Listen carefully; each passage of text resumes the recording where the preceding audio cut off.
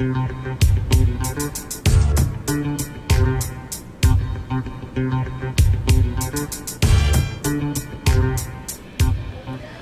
don't really have a closing in opening graphic, Charles, but it's all right. Might as well close in. Let's go to it. Yeah, how are you? Oh, it's great to be back. And again, this art department, I mean, this is really going to be an iconic poster, I think. It's really wonderful. His head fit there sort of perfectly. Some of them just come easily, you know? Well, this is, for the viewers, in case you have difficulty figuring out who this is former Director of National Intelligence, Admiral James Clapper, who it turns out is singing like a canary. It's really surprising. I would even say calling him the Director of Intelligence is slightly generous. But That's right. we don't really know the intelligence level. I mean, he really does look odd whenever you see him. He doesn't have the air of someone of great, you know. Who does he look like? He looks a little bit like the,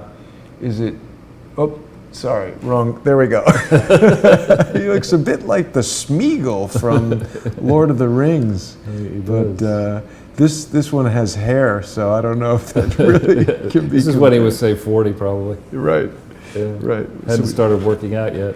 Yeah, but it is really significant, Charles. You know, it's funny, there's been a lot of tweets and a lot of different reporting about Clapper saying these things, and see, so much of this stuff is so complicated that for the average viewer, it can sort of just be like, well, all right, so what? One guy said it.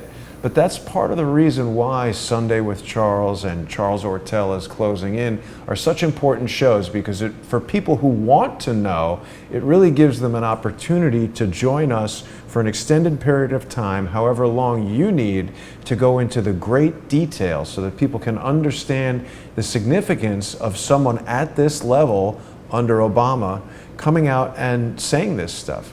Yeah, this has really been a big, I would say, 48, 72 hours. But before we get into big subjects, we want to talk about a little subject, which is the size of Clapper's hands.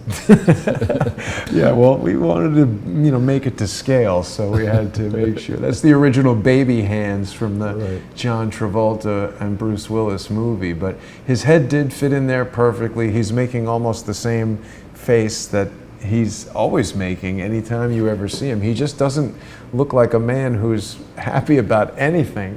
Well, I think I've mentioned this before, but I'll remind the audience that once I was in a meeting when I was at the first firm I worked for with a number of important people, and it was our Monday morning meeting where you had to go, if you wanted to still be a managing director at the top level of this firm, every Monday morning at 8 o'clock, you'd go around this big conference room table and you'd have to say something, and the people who were very successful would get up and say, well, I just signed this client up, we're going to make $5 million this week on this project, $10 million on that, whatever it is. Mm-hmm. And then the blowhards would sit up there and talk about, the shipping rates and, where the price of oil was going to go and blah, blah, blah, blah. And this guy gets up and says, well, I was just with Nick Brady, the former chairman of the firm and then Secretary of the Treasury, and he asked my opinion on the price of oil and blah, blah, blah, and I told him I was going to do this and that. And this very powerful partner in a stage whisper, says to me, Charles, you want to know why Nick talks to this guy and asks him his opinion? Because he's always wrong. And this guy, Clapper, is always wrong. I mean, that's valuable, though. Yeah, you've taught me that someone who's always wrong is very valuable. Right, because, somebody who's always right, it's going to be very difficult to even meet that person. But somebody who gets into this position and is always wrong, that's really super, man. I mean, that's great stuff. Well, it's like that Seinfeld episode where George Costanza just does the opposite of whatever. He gets a job and a model to date. Yeah, it's very, that was... Tuna salad is the opposite of... Right. But on a somber note, maybe we could go into the cover page of the slide. And what we have had happen here in the last 48 to 72 hours is that Clapper has basically, we're going to get into this in some detail, he has called out Barack Obama as saying that Barack Obama is responsible for this mess that we're in, and that the mess does not simply deal with 2015, 2016, and what looks to me, and I think to you and our audience, as being conspiracy involving the Democrats, specifically Barack Obama and the Democratic National Committee, to basically rig the primaries. That I think we know happened in the Democratic primaries, and then seemingly think they could rig the election, which didn't happen, but then they tried to create this resistance, this insurrection, this rebellion to take down President Trump. And I mean, this is a massive thing, and as we'll get into some of the details, Clapper apparently is very mumuch hot on the griddle because he realizes, you know, if he doesn't do this, then Obama's just going to blame everything on Clapper and say, you know, I didn't do this, you know, it was just Clapper went over and did this. So Clapper's got to get out front of the freight train, which he's done. But it does really seem like, I mean, this is rats running from the sinking ship. So perhaps the swamp is draining. It is, I think. And I mean, look, we're at a very dangerous moment here. And I think President Trump and the administration and the people around him have played this very carefully. It's been wise for them to take the time to, in Japanese, I think the phrase is called nemawashi, which, and I don't speak Japanese. You just I did. know that, and sushi, sashimi. But nemawashi, it was explained to me, is carefully laying the groundwork in a garden so that you set it up properly, and then these gardens, whether they're rock gardens or other kind of gardens, they work for you. And I think that's what the Trump team has actually been doing here very skillfully. They decided they didn't need this, you know, gigantic bureaucracy that Obama wanted everywhere in the White House and the State Department, so they trimmed that back down. It's taken a while for them to get, they still don't have all the right people in there. Right. But they realized, I think, and I think Admiral Rogers will end up being, you know, right up there with George Washington at the end of the day for going into Donald Trump in between, as the resistance was mounting in, I think, Bedminster, and telling Trump, listen, you know, you got to get out of Trump Tower. Raising the alarm. And then, you know, helping Trump, I would guess, do what he's been doing so skillfully to, you know, figure out, let the resistance go. He holds the, as it were, Trump cards, the winning cards that trump everything. He's the president. I was going to say that these statements, it's almost like a thunderclap through Washington, but then I was like, that's his last name. But it is. It really, this is hugely significant. And the first time, I mean, this takes it right to Obama, which is where it needed to go all along. And for some reason, some people out there haven't been saying it. So we're here to say this is the beginning of the end for Barack Obama. I think it's way past that. I mean, we started on Sunday. We had the Chicago show with Jeanine Pirro, and thanks to her for joining us, and to Fabien, who I hope is on vacation, certainly not watching the show now, I hope. He's been given his marching orders that he has to go on vacation. There's nobody not watching when you come on. Oh, Charles. stop. But the real story here, I think, is one that will now get told, which is that we Americans, we submitted too meekly to the deep state after September 11th, 2001. Agreed. You know, whether you think, you know, whatever you think may have been the cause of September 11th, 2001, the aftermath was, you know, we just fell lockstep into this. You know, the government knows best. The government, you may surrender some freedoms, but don't ask any tough questions. The government knows best. And just at this period, really, around September 11, 2001, is just about the time frame that Americans and others around the world began to be connected to using broadband cable, faster internet connections, and so that what you could do with technology really began to, you remember at this point you were basically dial-up at September 11th, 2001, most people were. You're starting to get into broadband. Oh, yeah, no, you're right, and people forget that quickly, and also people forget not everybody had a camera on them at all times, and so you're right, it does. And then also, there's, you know, I started using Google, I think in this time frame from memory, but Facebook I don't think was around, maybe it was 98. No, you know what, I didn't really get onto Facebook until, 2008. 2007. Was it that late? And I don't think it even was introduced until 2005 or 2006. We'd have to look that up, but no, you're right. There's a ton of stuff that people rely on every day that just wasn't there in 2001. So going back before the September 11th, 2001, you know, many Americans, I would count myself as one of them, had the viewpoint that government was useful, but not evil. You know, government and not something we really needed to worry about, and you could still be free, and you know, so long as you respect the law, nobody's going to track you down and look at everything you're doing and triangulate you and whatever. Well, right after September 11th, 2001, you know, we submitted to authority. We stopped questioning authority, and authorities suddenly said, well, if the sheeple are going to submit, you know, look at this nifty tool over here and this tool over there and this tool over there. And suddenly we're tracking the movements of every American. And you know, they're coming out with all these, the rules that are, the Constitution certainly predated the rise of social media. And in fact, the Constitution, this is a side point, but the Constitution explicitly contained a provision outlawing an income tax. So, you know, a lot of facets of the Constitution outlaws, because they didn't believe in it. They'd seen the use of it in prior English governments. That it didn't outlawing, yes. Yes, a specific prohibition against the income tax. I misheard outlining. So, because Field McConnell tells me repeatedly that you shouldn't pay income tax. Well, no, you have to now. But the point is, that the Constitution, the founders said, you know, they thought about it. They said, no, we're not doing it that way. That is not the right way to go. It hasn't worked before.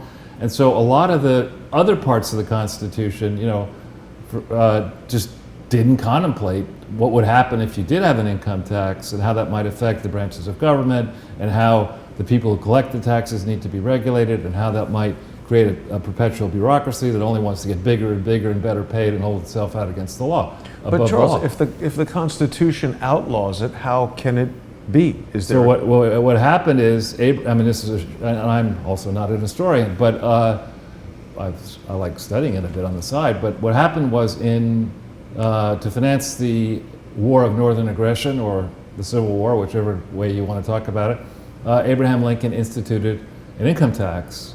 Because he basically, I mean, he some would argue, I mean, he put in place martial law, he jailed journalists, he did all kinds of things during wartime. And that decision was thrown out. And so they then began a process. I mean, the government needed money, they'd spent a lot of money, they had to be rebuilt. So there ensued a long period where they had to get an actual amendment to the Constitution passed, allowing for an income tax. But they did? Oh, they did, yeah. Field McConnell is definitely wrong. Wow. So Field told me that he does not pay income tax and even had a video for me to watch about how to not do it. Yeah, that's not a smart move. Well, I'll let Field know. Unless he has no income, in which case he doesn't have to do it. But anyway, so what we're learning is that shortly after September 11th, 2001, we're going to show you a great tweet and spend some time on it that takes through the details. But a new system was created. We know about what Clapper was running. You know, there's supposedly the 17 security agencies of different types. We know some of the names. But it appears there may have been another one, maybe more than one, that Americans ordinarily don't know about. And that this agency may have really gone way over the line spying as early, if I remember the tweet right, as early as 2006, so under Bush. Yeah. And so what we could have here, this is what we've been saying all along, that it's not this inquiry into the Clinton Foundation, into the largest series of unprosecuted frauds that are still ongoing in the world. This didn't happen because nobody knew about it. This happened because a lot of people in power knew about it and decided, works for them, it'll work for us. Money's pretty good. Money's pretty good, no work involved. Yeah, you know? exactly. You know, fly around the world, take credit for everything, and you know, this works for me. Doesn't work for me actually, but anyway, this signal now that Clapper may be talking and is publicly implicating Barack Obama on in ways CNN, wasn't it? On CNN itself. And it hasn't been walked back yet. Now this CNN stuff may be a gigantic trolling exercise by CNN and Clapper, you know, to counteract the accusations of fake news. But it does make sense, and as we'll get into in a minute, this tweet storm, or this tweet thread, takes us through it in some considerable detail. So if we go into the next standard disclaimer page, particularly given the topic today, we do like to remind everybody that we have a First Amendment right here in this country to express our views. We try to provide sources wherever we can so that our views, we're not just on it, we are, I suppose, on a digital soapbox, but we're not just throwing stuff against the wall hoping it'll stick. We've done a lot of work now. This is, I think, our 89th or 90th 89, I 89th? think, yeah. But it's important that people around the world who don't have the protection we have in this country of First Amendment grow to appreciate how important it is to have the equivalent of a First Amendment in these other countries. And I would encourage those who are getting active, trying to make their own countries great again, that they think about the virtues of saying in a place like, for example, Sweden, right. Why isn't there a First Amendment? And why are we in a place now where we're afraid to go outside? Horrible tales coming out of Sweden from Biljana, our friend there, and from others, and in other countries. I mean, so First Amendment's a powerful tool. But we should also shout out to people living in potential shitholes that are trying to make them great for the first time. That's Not even again. That's true. Actually, we've done 89 videos. This is our 90th. Oh, this is the 90th, exactly. There you go. So, well, it's always handy, Charles, to have the Sunday with Charles playlist, which of course includes the closing in episodes. I try to keep it updated. So yes, you're right. Today's is the 90th program. I wonder if we should have a 100th anniversary special. Yeah, we should. We should. I don't know if we can get it done in time for Bill Clinton's birthday, which is in August. When is Bill Clinton's? August? Yeah, it's like 3 weeks. It's like August 20th, I think, or something like that. Huh. I wonder what he'll be getting for his birthday. But all of the episodes are here. Lots of good material with all of our great guests and the marvelous poster spoofs that we've done, and that's a good resource for people who want to keep up on all the information that you're dropping on a bi-weekly basis, or actually twice weekly basis. Right. Trying to, sometimes 3 times. Exactly, exactly. So if we go into the first, or the third page, I guess here, we have, this is hysterical, this is from CNN on the 23rd of July, so we're 2 days ago.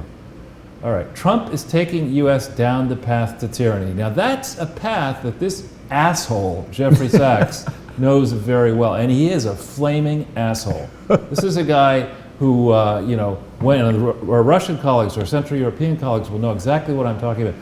This is a guy with a bunch of, when he was at Harvard, who set about looting with Mark Rich and others, the former Soviet Union and Central Europe, etc., destroying many industries and portions of countries, causing considerable pain. And he is lionized. He now leads some idiotic institute at Columbia. And you look at his resume up and he's got this award and this professorship and this book and whatever. He is an asshole and an idiot. He really is. It's just amazing to me. Tell me how you really feel, Charles. I mean, and honestly, people really need to go back over, and he's another guy, anything he says is right is wrong. So, we just can look at what he says to suggest, he operates from the protection of being a professor, a tenured professor at Columbia, right? He's inside, for the moment, the protected Ivy League, where, the gigantic endowments, many more students around the world than there are places. He's got, he can't be fired. The endowment of Columbia is massive. His economic, he could do stuff on the side and make money, so he's fine. And it used to be that there was some sort of tension between these charities that we've been talking about. After all, Columbia University is supposed to be a charity. Is it? Yeah, absolutely.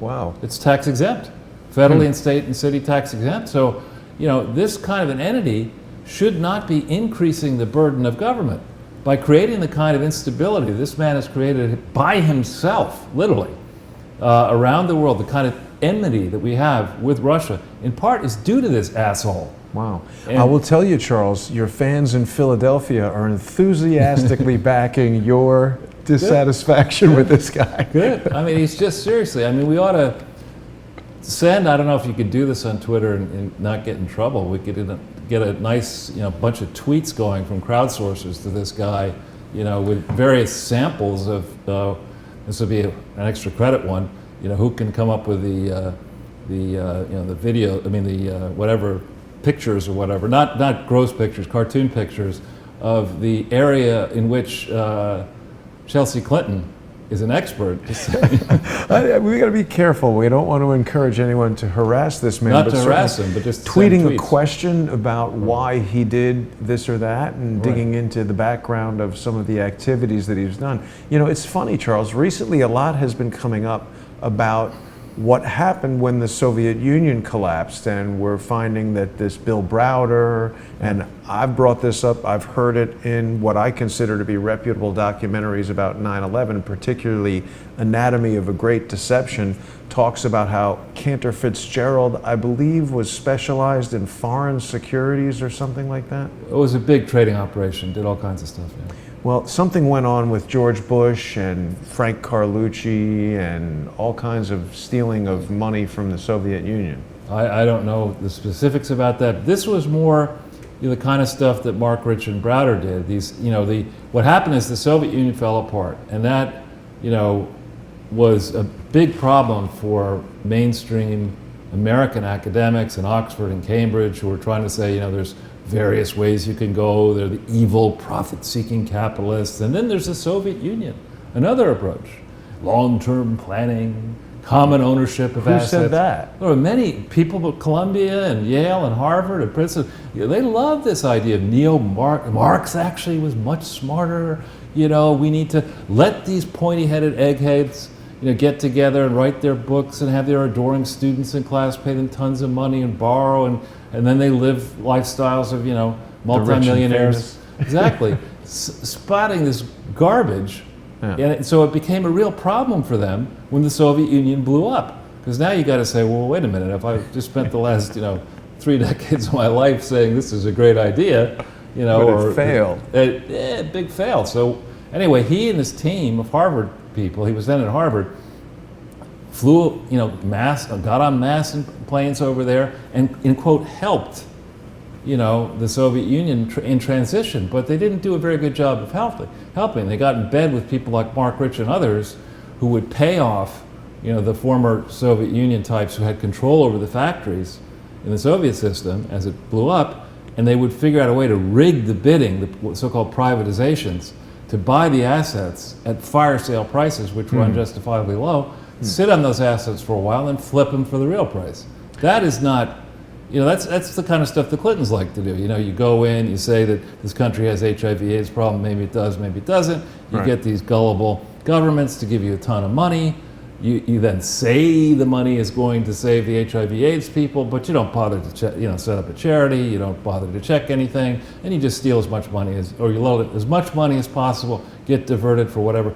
Now this kind of stuff is not something that should go unpunished, and particularly if it's being done in the brand name of an august university like Harvard or Columbia, whatever. You should have, the academics are fond of saying, you evil bankers, you need to be regulated. You we traders. Need to do the evil. You're getting into our business here.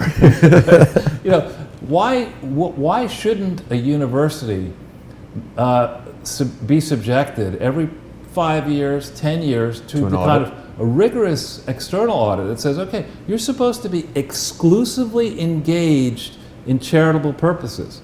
You're not supposed to be organized for private benefit. Now, how many of you professors make more than $500,000 a year? And how many of you derive more than, pick a number of, they do make a lot of money. Is any university, is NYU a charity? Absolutely. There's no way. It is a charity. No way. It's got to be a fraud. I personally have witnessed tons of... No, it's absolutely a charity. It's organized as a charity.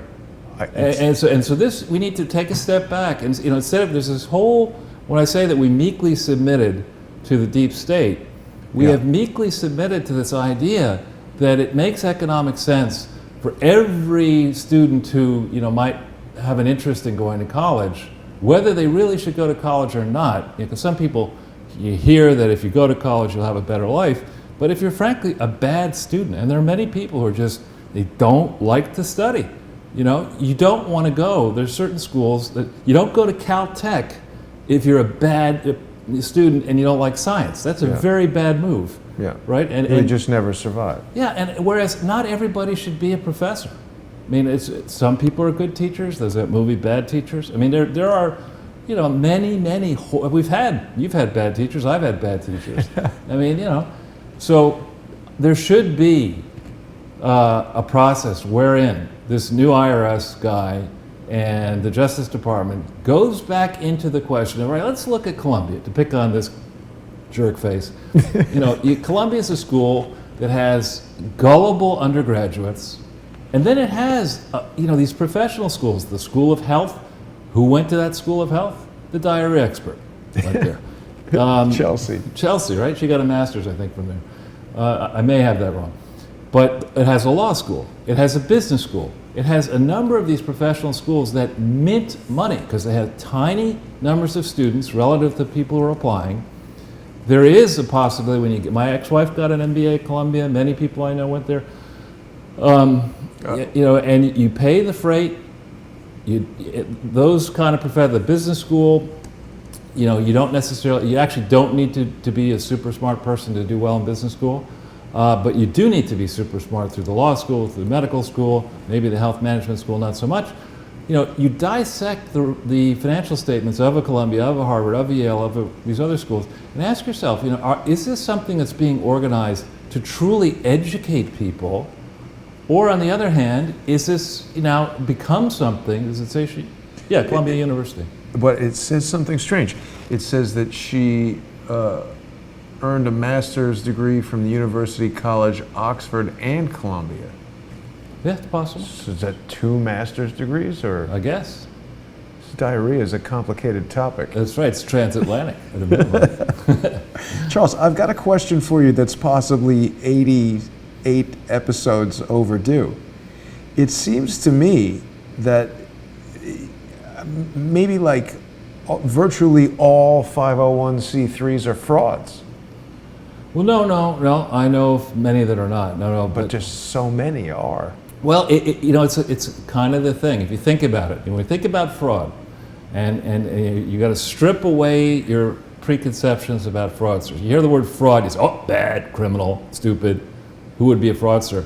Right. Now, it is criminal, and it is bad, but these people are not stupid. They're very smart people. They found the hole and went through it. 501c3 has a weakness. And they look back and they say, you know, if I'm a fraudster, you know, you don't walk into a hotel and say, I like the presidential suite. What do you do, sir? Well, I'm the king of all fraudsters. Say, yeah. Really? I don't think we'll let you in. Claridge is in the, whatever is the Queen's suite in London. But, you know, you go in and you say, well, what is your profession? Well, I really don't like to talk about it, but I've devoted my life to philanthropy. Oh, get that Clinton guy out of the presidential suite, get Queen Elizabeth out of there. We're giving you the best. Yeah, you're a philanthropist. This is a somewhat autobiographical joke, isn't it? Well, you know, so I mean, it's just, it is an area that demands attention. You know, we see in that. Sorry, nobody saw that.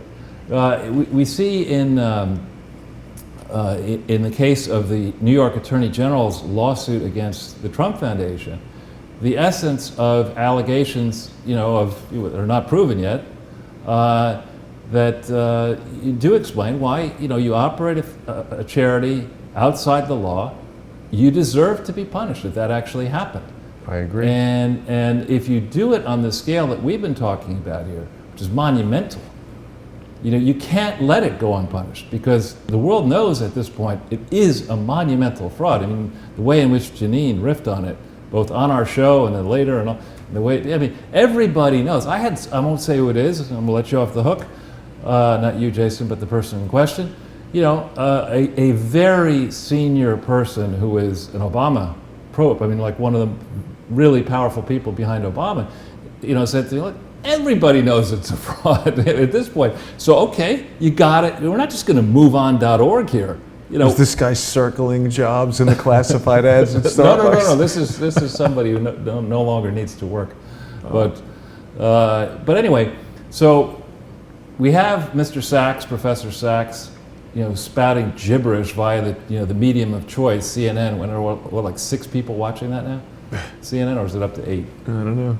But we have this story here after the news. The biggest news in the recent period has been this Carter Page thing. And here's one of the best columnists at Lifezette, full-time columnists, saying, it's really time for Trump to declassify as much of this FISA warrant as possible. What they released to the public was so much filled with blacked out magic marker stuff. We need to not only see as much of the real thing as possible, Mr. President, but in addition to that, we need people with expertise in FISA warrants to say, okay, here's what they gave us first, now here's what they give us second. Now let's analyze the significance of each change and how many ridiculous redactions were there in this first lame-brained attempt, and who was responsible for those redactions. And I'm going to bet you a man named Rod Rosenstein, I promise I won't bring up his name, was very much involved, one way or another, saying, all right, they got us, we'll just see if we can get away with this, And that's just, I'm tired of this. We don't have this, we shouldn't have a street that says, the citizens are forced to go at 3 miles an hour, but the government can go at 7,000 miles an hour. We've got to have, if the government comes to you and says, make truthful disclosure in a deposition, you have to make truthful disclosure. When the government gets caught, as they have in this case, it's a bipartisan effort here. It's a government which under Obama allowed this thing to go through, and it's a government which under President Trump has allowed the process of finding out what truly happened to be obstructed. So it's not just a riff here on Democrats. The swamp is at fault here, and the swamp needs to be brought out front and center here to explain exactly what in the hell was going on here. So if we go back into the... Before we do that, I just wanted to talk about the redaction process. We don't really know what, they can just cross out whatever they want. And Kevin Shipp has made a point of saying that it's specifically illegal for the intelligence agencies to redact things that aren't classified. They just take them out because they're embarrassing. Right. That's a crime. And they've done that to stuff that he's released. I'm sure that's true, and it's got to stop. I mean, it's really got to stop. It's not like, it's not like we've got together and, we're taking, I don't know, $100 million and giving it to a band of merry public servants who, for $40,000 each and no other potential career benefits are going out and serving this country. And people at the top of this have been, there are many of them who, yes, they work in public service, but then they leave with their security clearance intact, which makes them very marketable at all the Beltway bandits, and then they go and some of them create new private army companies, new security, and they may become multimillionaires. And to be fair, it's Republicans and Democrats who do this. And the business of trafficking, working briefly in government to enhance your marketability in the private sector is something that ain't right. It's got to be made illegal. Well, it's got to be changed. There's got to be more of a balance. I mean, the very same people who are saying, Pocahontas Elizabeth Warren supposedly is saying she wants everyone else most likely to pay 50% income taxes when she flips the Senate. I mean, the only Senate she's going to be flipping is one that's going to be going around in a washing machine. She has a shirt that says Senate on it, throws it in the washing machine. I mean, but anyway, Trump needs to declassify this stuff. And, this story in here, this conservative treehouse one, what I believe, now we see the double standard. This idiot, this James Wolfe, and I suspect he's not related to that author, Fire and Fury Wolf, but this idiot, criminal, traitor, who was a top staffer in the Senate Intelligence Committee, and I've seen a lot of negative chatter in the mainstream and other press about the Senate Intelligence Committee, and a lot of negative stuff, saying you can't trust it, very leaky. This is in part, look at that face. That's a face a mother wouldn't even love. Apparently this reporter loves him. Well, I'm not talking about her, I'm talking about James Wolfe. Right, yeah, but she loves him. They had a romantic past, relationship, past didn't tense, they? Past tense, I believe. But anyway, this bonehead criminal goes and gives the full FISA warrant application to the reporter. So it's okay for him to give the full thing away to the girl he's sleeping with, but we, the people who paid for it, paid for all this stuff, we get a piece of garbage out of the government that you can't really decipher. But there's enough of it in there, and we know that some in Congress are characterizing it as it should never have been issued. It should never have been issued the first time. Charles, this story is an interesting and odd one, and I don't know, people might hate what I'm about to say, but of course, if a man who worked at the New York Times used some sort of psychological influence over Allie Watkins in the workplace that was at all sexually motivated, that would probably be a Me Too kind of sexual harassment thing.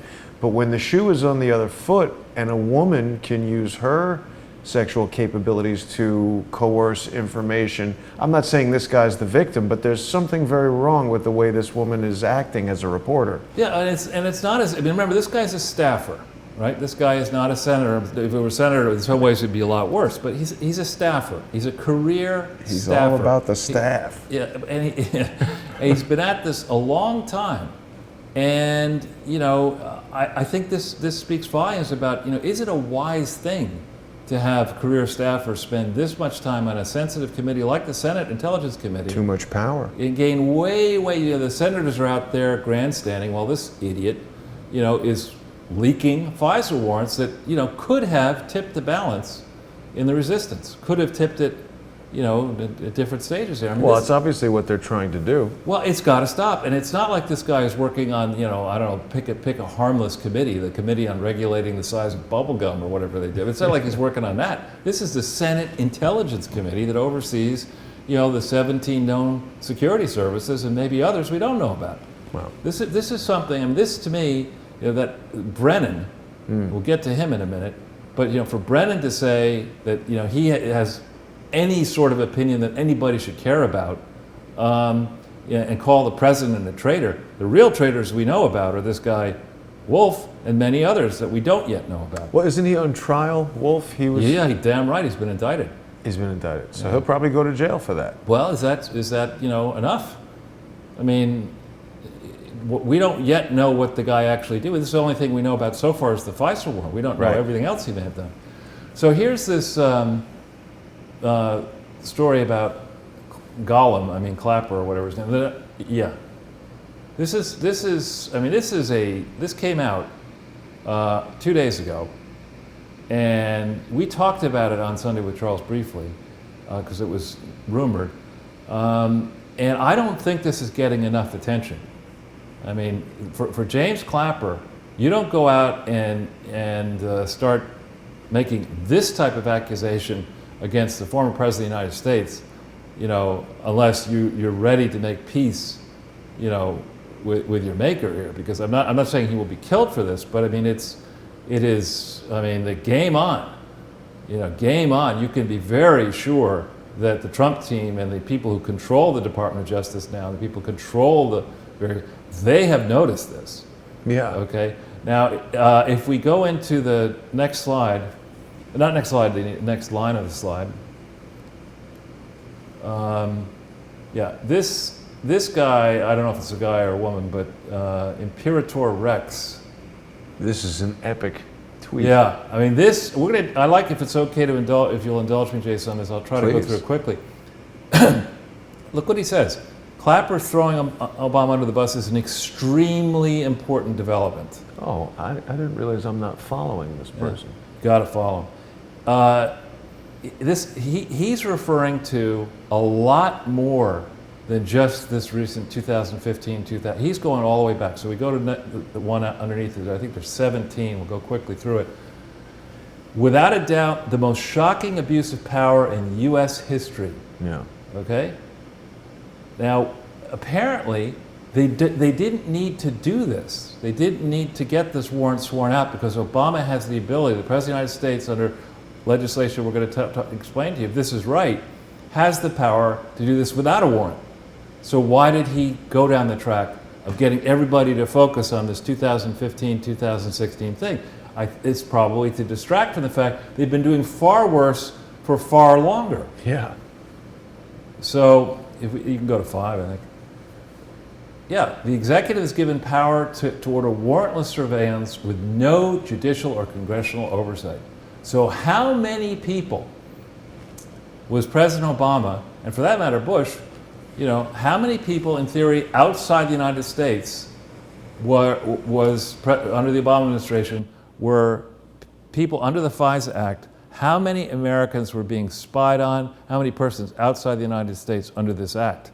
That's something we do need to know, because if you remember that guy, whatever his name is, Gollum, when he testified before Congress, not wittingly, that stuff, I mean, he said, oh, it's metadata, don't worry about that, it's not that much of it, all that stuff out there in Nevada, don't worry about that big building out there, there's nothing to see here. Yeah. Bullshit. Well, Bill Binney actually said metadata is sometimes more important than the content of the calls, because it tells them who the person is communicating with and when and where the communications are coming from. Well, what I've been told that what it does, in addition, metadata can tell... What? It looks like the video might have cut. No, sorry, it's back. Just the computer? I guess, I don't know. But anyway, I've been told that metadata lets you know where you were before you got to the site, where you go after you look at the site, so you can establish a pattern.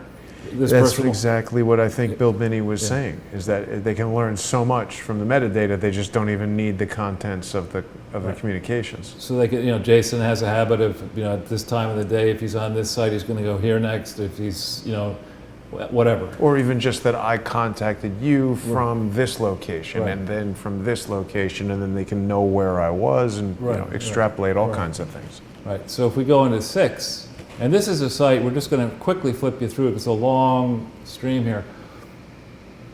There's some program here called Stellar Wind, a warrantless spying project started by W. Well, Binney spoke about that as well. Right. That's why he left the NSA, because it turned these spying tools inward towards the United States. Unacceptable. Citizens. Unacceptable. Then we see Obama in 7 expanded the power of this thing, the power of the executive to spy in 2012. And think about the timing of this. Obama is facing a challenge in 2012. I think we need to go back over now all the way to 2001, maybe beforehand, and citizens need to rise up and demand of the people running for office, particularly in the legislative branch, who are supposed to oversee the executive branch, people who are going to speak up about judges to make sure their adherence to the Constitution as written. We've got to get a real Supreme Court back. We've got to make the judiciary great again. But this type of change that he made, I don't know if he made it before or after the election in 2012, my strong suspicion, since I see this new thread and other things coming up so furiously, is that the election of 2012 could well have been tampered with. Very well. So much was being tampered with. Right, so here Stellar Wind went out of control by 2012 and afterwards, especially considering all of you out there, my own father still very much with us. He knows software and technology extremely well. He is very cautious. He does not like Facebook. He does not like Google. He does not like. He's very suspicious of what people do with all this information that they have, because there now is this mass pool of data. Gigantic pools of data are out there. And the executives can sit in the boardroom and they can say, oh yes, we have policies and procedures, and you get 5 law firms to tell you, oh yes, your board of directors, you're so cautious, aren't you wonderful? Meanwhile, around the world, there are multiple hackers trying to get all this stuff, and there could be governments and non-state-sponsored hackers out there trying to mine this gold that we're all giving away into these swamps, digital swamps, for no compensation. Yeah. So that Mark Zuckerberg can have a gigantic compound, multiple compounds in California and Hawaii, and then lecture us about growing inequality. I've got a very nice solution for Mark Zuckerberg. Why don't you go back to that period before you were at Harvard, right? And we'll put you right back in that place by taking all of the wealth that you have created, running these unregulated digital swamps, and using it to pay down the debt that Barack Obama and our legislatures piled upon the backs of the American people between 2009 to the present, and also, unfortunately, the present government. Do you know what I found out from Bill Binney about this PRISM thing, Charles? It's actually literally, if I understood what he was saying correctly, it's literally a prism that is connected to fiber optic lines so that the data splits and everything going over the line goes out to wherever it's going, but also to a collection. And who knows wherever else. And so then, this is the 8th one here. There's something called, a division called the Special Source Operations. Right. And look at this. The SSO capability allowed it to collect data the equivalent of one Library of Congress every 14.4 seconds. That's crazy. That's a lot of data. You know, Well, and that was also in 2014 or what? Six. Or 2006, right? Yeah, and you know, here when Snowden originally did what he did, I was very much against him. Mm-hmm. But now I think that, I'm not saying he's a hero, but I think the American people, and this is, thinking back to 2006 when cell phones were less powerful, computers were less powerful, if they were doing that then, right? And why do these stumble bums in government, who can't do anything right, why do they need to deserve to have all of this information? What are they doing with it? And shouldn't we be paid at some point? Are the services we get back from Google and Twitter and Facebook, are they worth the value of the data and other information that we feed in for free to these systems? And I would argue, we got Pocahontas caring about the Consumer Protection Bureau and all that kind of stuff. She failed us as head of the first head of the Consumer Protection Bureau. I don't that's think not. she cares about that. Of course not. I'm just trying. I don't like her, in case you hadn't noticed. You think? But Snowden warned about this back in 2014. We go to 11. I think Snowden is a hero. I think he had the right idea, and he risked his life. He now lives in exile.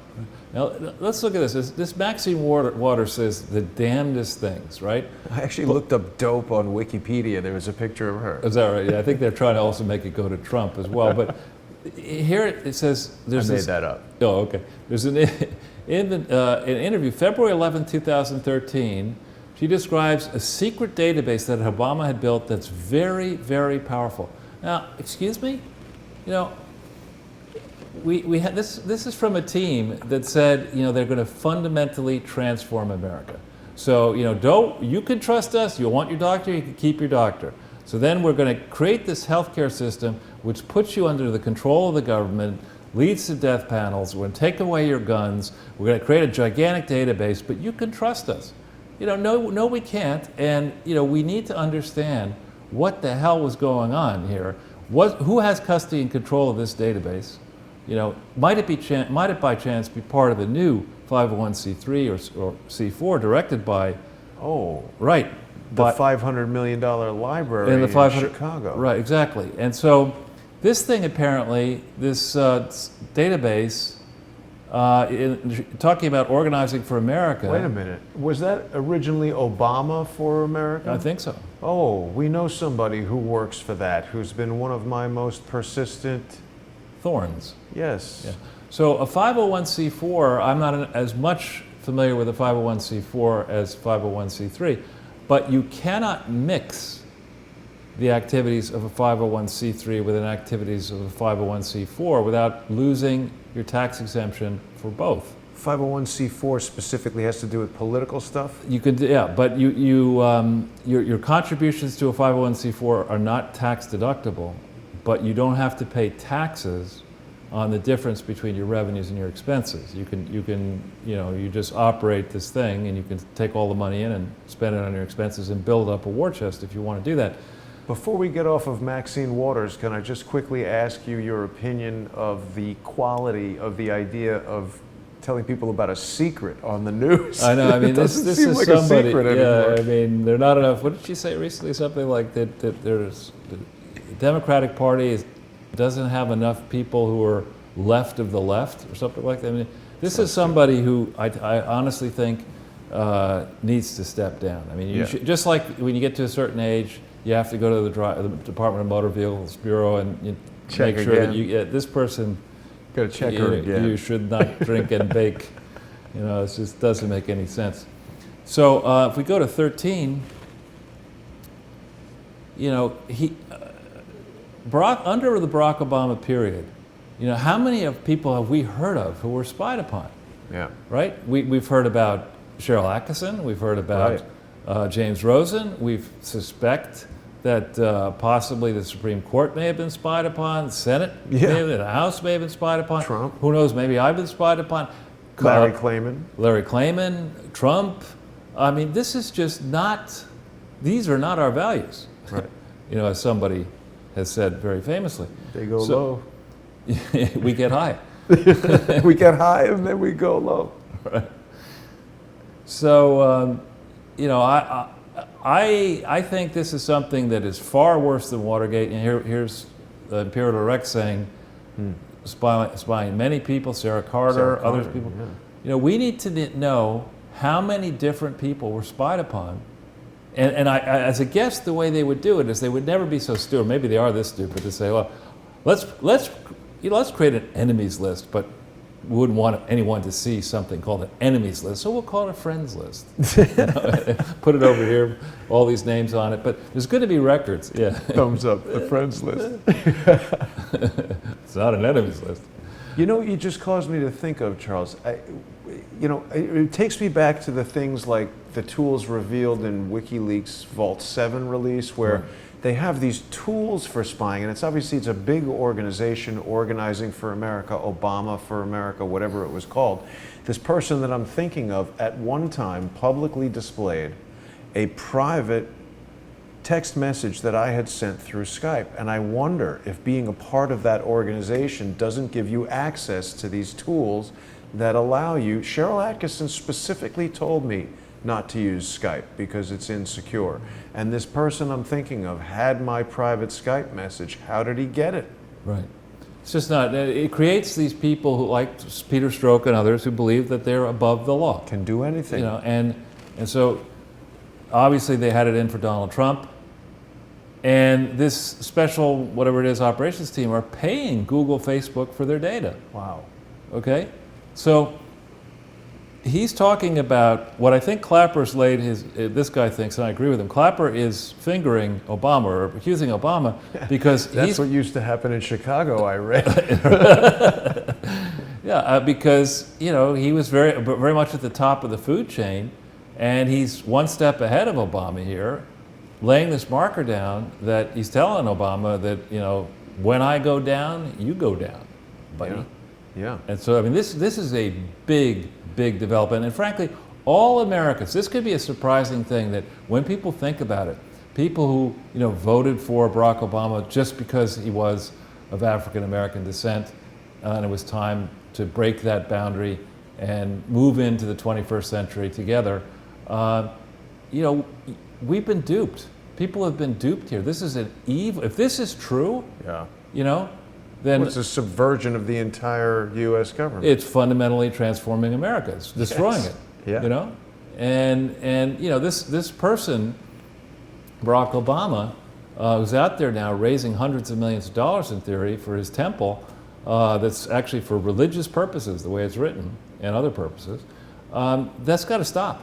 I mean, it's not a charity. It's not remotely. We're going to do a special presentation on this, but it's, you know, we gave them plenty of time. I spoke to top people there. I told them the problems. They've done nothing about it. Now they're going out creating this other thing illegally. No, you're not getting away with it. Not getting away with it.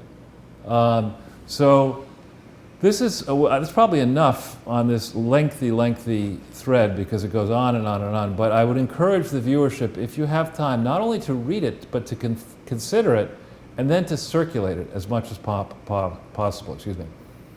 So if we go into the back into the text there. This story from our friend Richard Pollack came out this morning, and in the Daily Caller, and I mean, this is amazing. I mean, this is I don't know if we can get it up on the screen. Yeah, sorry. So this is Richard Pollack is an Emmy-winning wonderful person who likes fundamentally being an investigative reporter. He was, I believe, the Washington, D.C. producer for Good Morning America. He then became the Washington, D.C. producer for Fox on, Fox News Sunday. And he won at least one, maybe more Emmys. And then he decided, you know what, that's great and fun, TV's fun, but I much prefer actually being, a hard-nosed investigative reporter. So he put story after story out there. And here are two retired colonels saying that they went in, on the record by name, they worked for this organization, OPSEC, whatever that was, and they went into Secretary of State John Kerry in 2015 to get the security clearances of Hillary Clinton and her aides, Mills, Abedin, and Sullivan, yanked in 2015. Now, how many times have we reminded people that Hillary Clinton repetitively went out there and said, this is not an investigation, it's not even a matter, it's part of a... It's not a matter. Yeah, it's an anti-matter. That's right, yeah, it's I don't know, it's merely part of a normal review of security procedures. Nah. Baloney.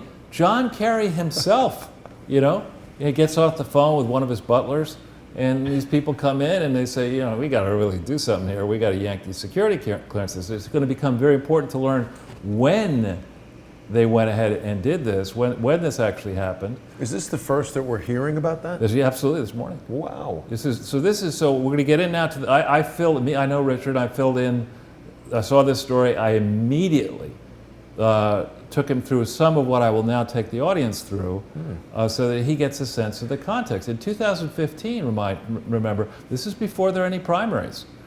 You could have had your man, Bernie Sanders, was still alive. I mean, the 100,000 that you gave him, I mean... Well, no, I only sent $25.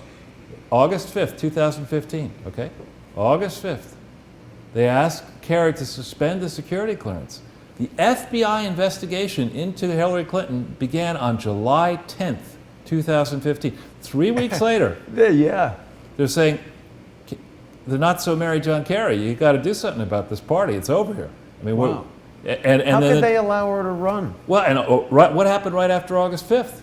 They get together with the Democrat National Committee and they use Perkins Coie to rig the primaries. So these people were all in, by August 2015. They were all in. I'm with, what was her, what was Jill Stein? No, what was her campaign thing? I'm with her. Yeah. Her 220, Trump's 2020 anti-Hillary Clinton thing is going to be that song. We can't put it up. It's the Beyonce song. I'm the best thing you've never had. And we'll have Hillary Clinton's picture on it. Aren't they going to have Hillary Clinton run again in 2020? It's tough to do that from jail, yeah, which is, I think, where she's headed.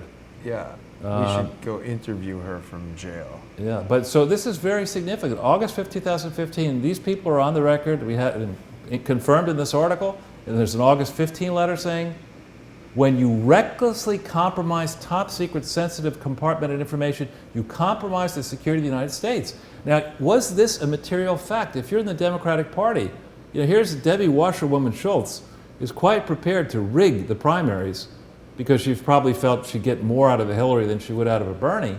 Mm-hmm. Okay? This explains a lot.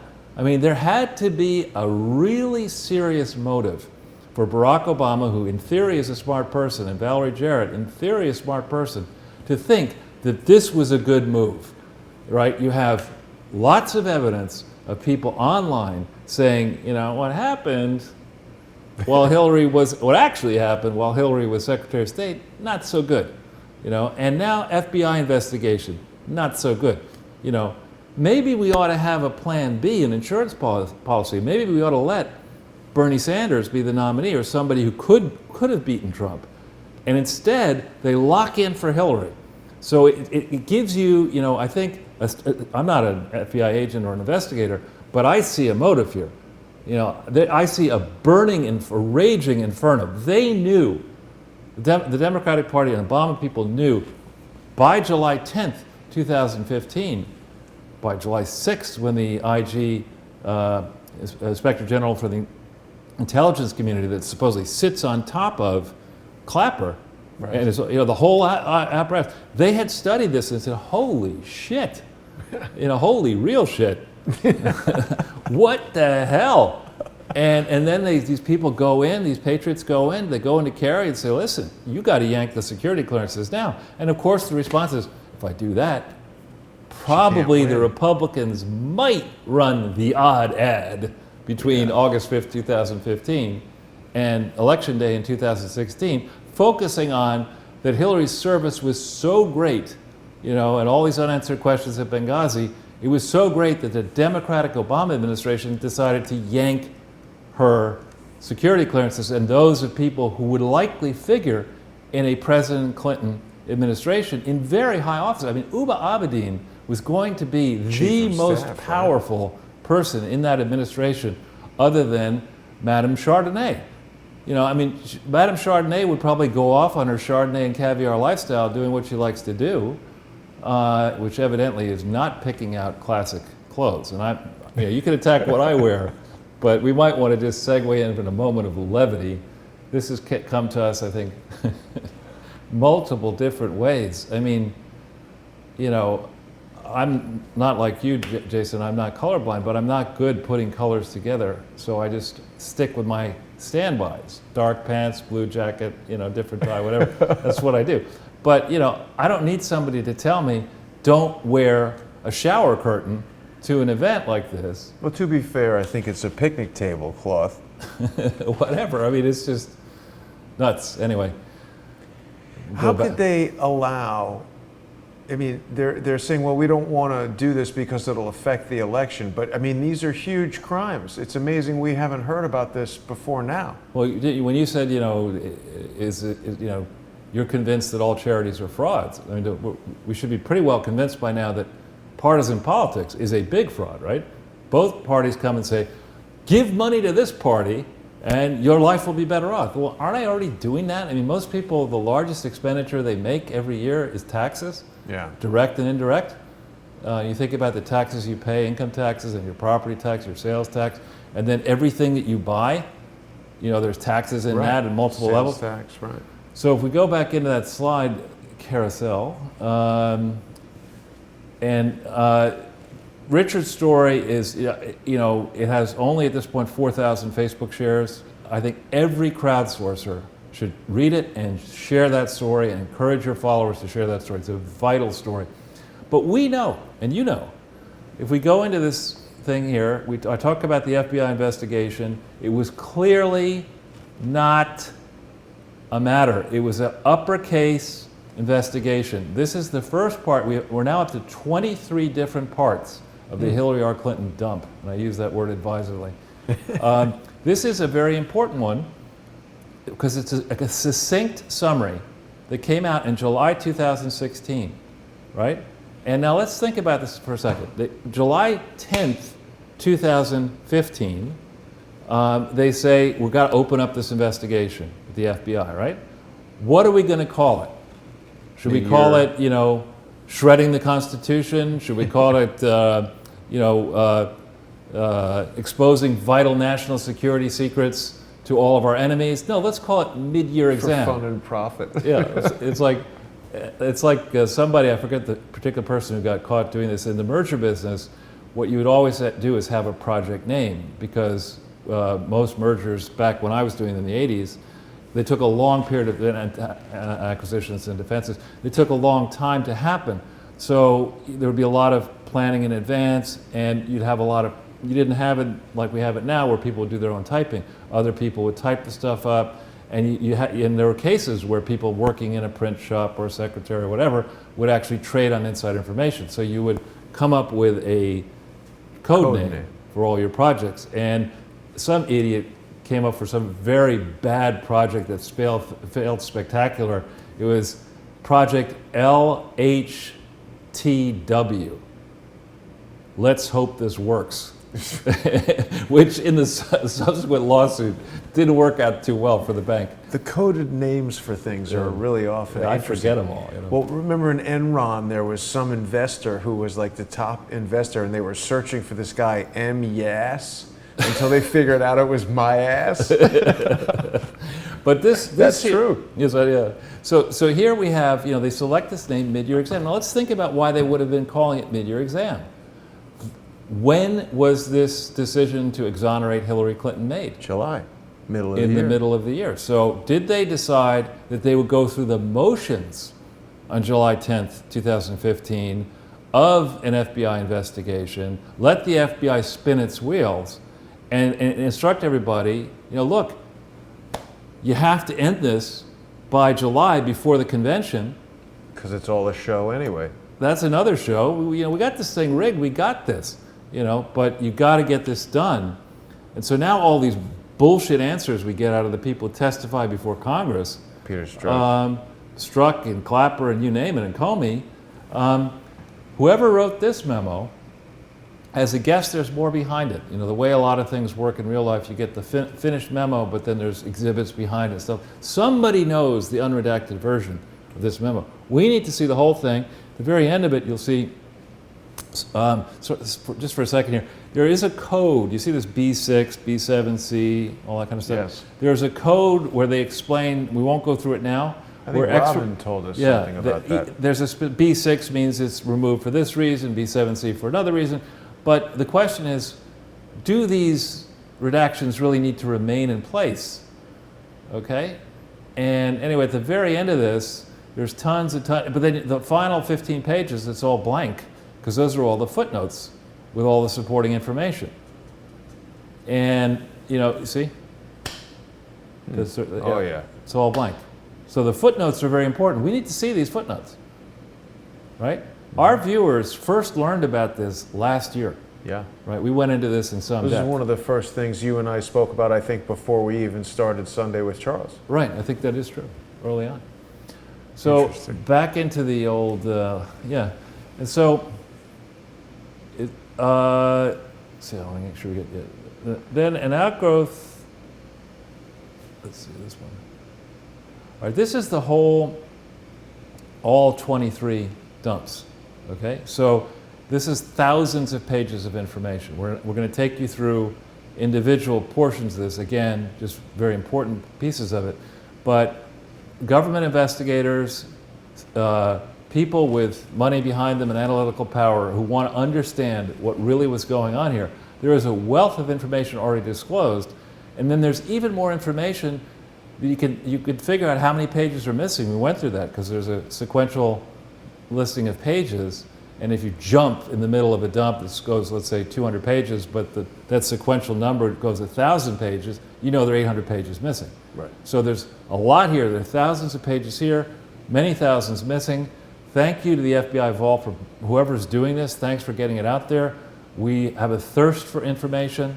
It'd be really nice to get this reorganized so that it's all in chronological order, instead of having it jump as each of these things do all over the place.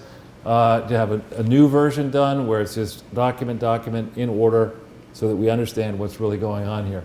And it would be nice to get some of these redactions unredacted. And to that, Mr. President and your staff, if any of you are watching this, this is how we get to the bottom. This is how we drain the swamp, because this is a tale. We now will understand why Billy Boy Clinton slithered out of his private plane on the tarmac in Phoenix to meet with Loretta Lynch, and it wasn't to discuss grandchildren. That I can be very sure. Well, it had nothing to do with that. If there was any discussion about grandchildren, it was whether or not Loretta Lynch ever wanted to see hers again. Exactly. So if we go back in there,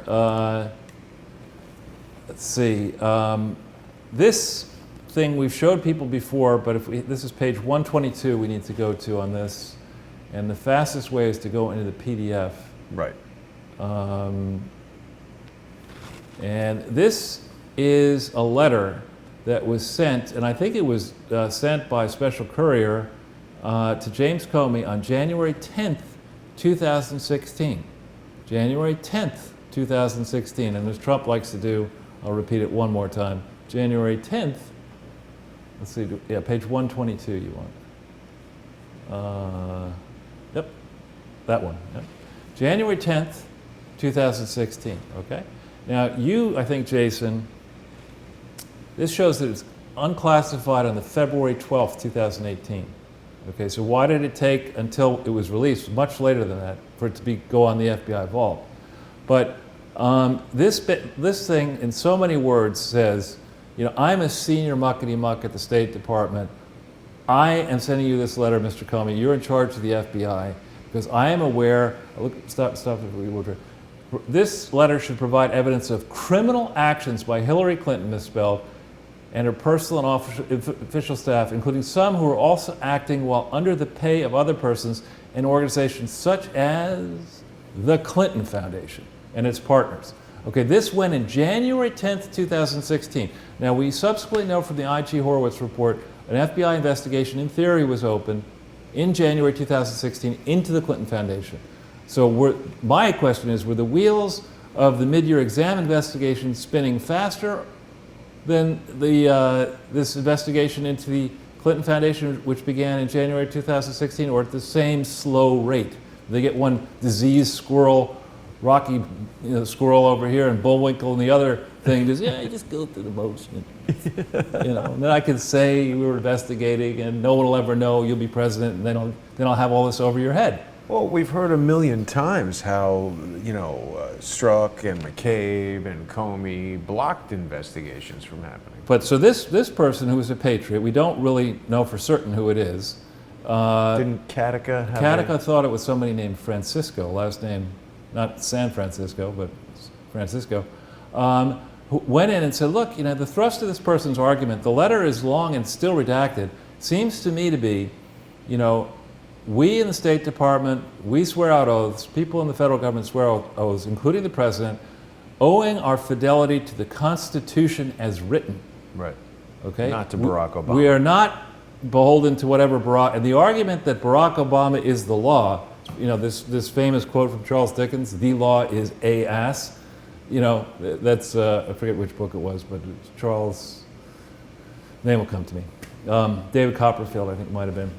But the idea that the president, Nixon mused with that because the president is the highest person, he can do nothing illegal, not so much.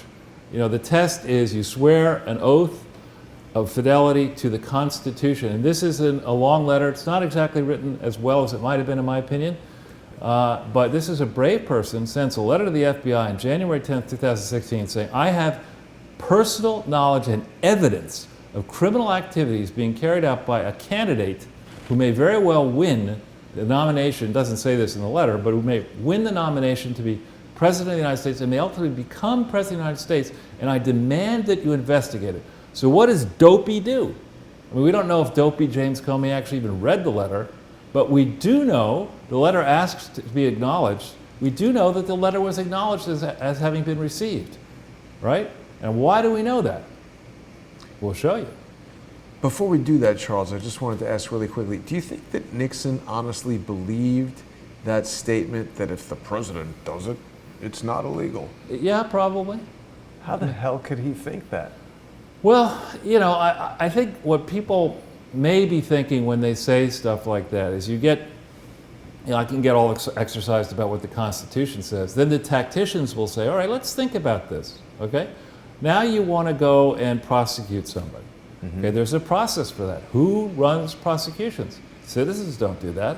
Right. You've got to get somebody, if it's a federal crime, in the Justice Department, working with a U.S. attorney to say, all right, let's convene a grand jury, let's pick a jurisdiction that makes sense, and let's ask ourselves, do we believe, on the basis of the evidence that we found so far and might be able to find through search warrants and other techniques, do we believe that we will be able to amass enough evidence to make a case that will allow us, depending on the criminal standard, whether it's preponderance of evidence or beyond a reasonable doubt, if it's criminal versus civil or whatever, do we believe that we'll ultimately convince a jury to convict somebody of wrongdoing after we impeach them? Because the remedy for a president, first you got to impeach them. Right. That essentially is an indictment. Impeachment is an indictment, and then the trial is a very high bar, 67 senators. So, generally speaking, I'm told, you wouldn't know it from the way they went after Corinne Brown and the way they went after Stockman, our government, in theory, here's a laugh, doesn't like to waste resources, right? And that's why we run $1 trillion deficit every year. But so they before they go down this path, they take extra steps, and they're very, very careful. But here, Comey doesn't even acknowledge this. So we see here on page 11 of this link here, page 11 of that one. Yeah, we see this is something interestingly. It's written, they take until February 22nd to write it up.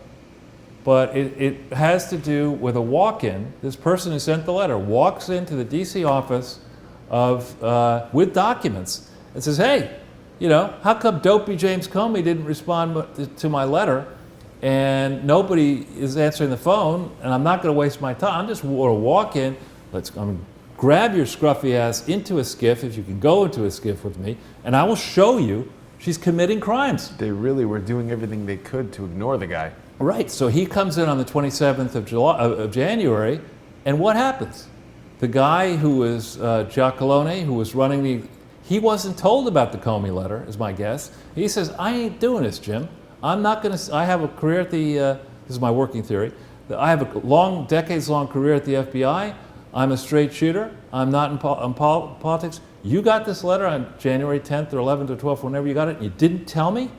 And now this guy's coming walking into my office here and saying, how come dopey James Comey didn't tell me about this? I'm out of here. Yeah. And so then dopey James Comey says, all right, well, what we'll do, we'll cover it up. We'll put this guy McCabe in, now to be my deputy on February 1st. And then it takes him 3 weeks to write this report. A lot of times the other reports are written very quickly, like within days. Is that what happened? McCabe became the deputy? Really? February 1st. Wow. Right? So we're beginning to see when you put a chronology together, the way we've been doing, you begin to see the motive.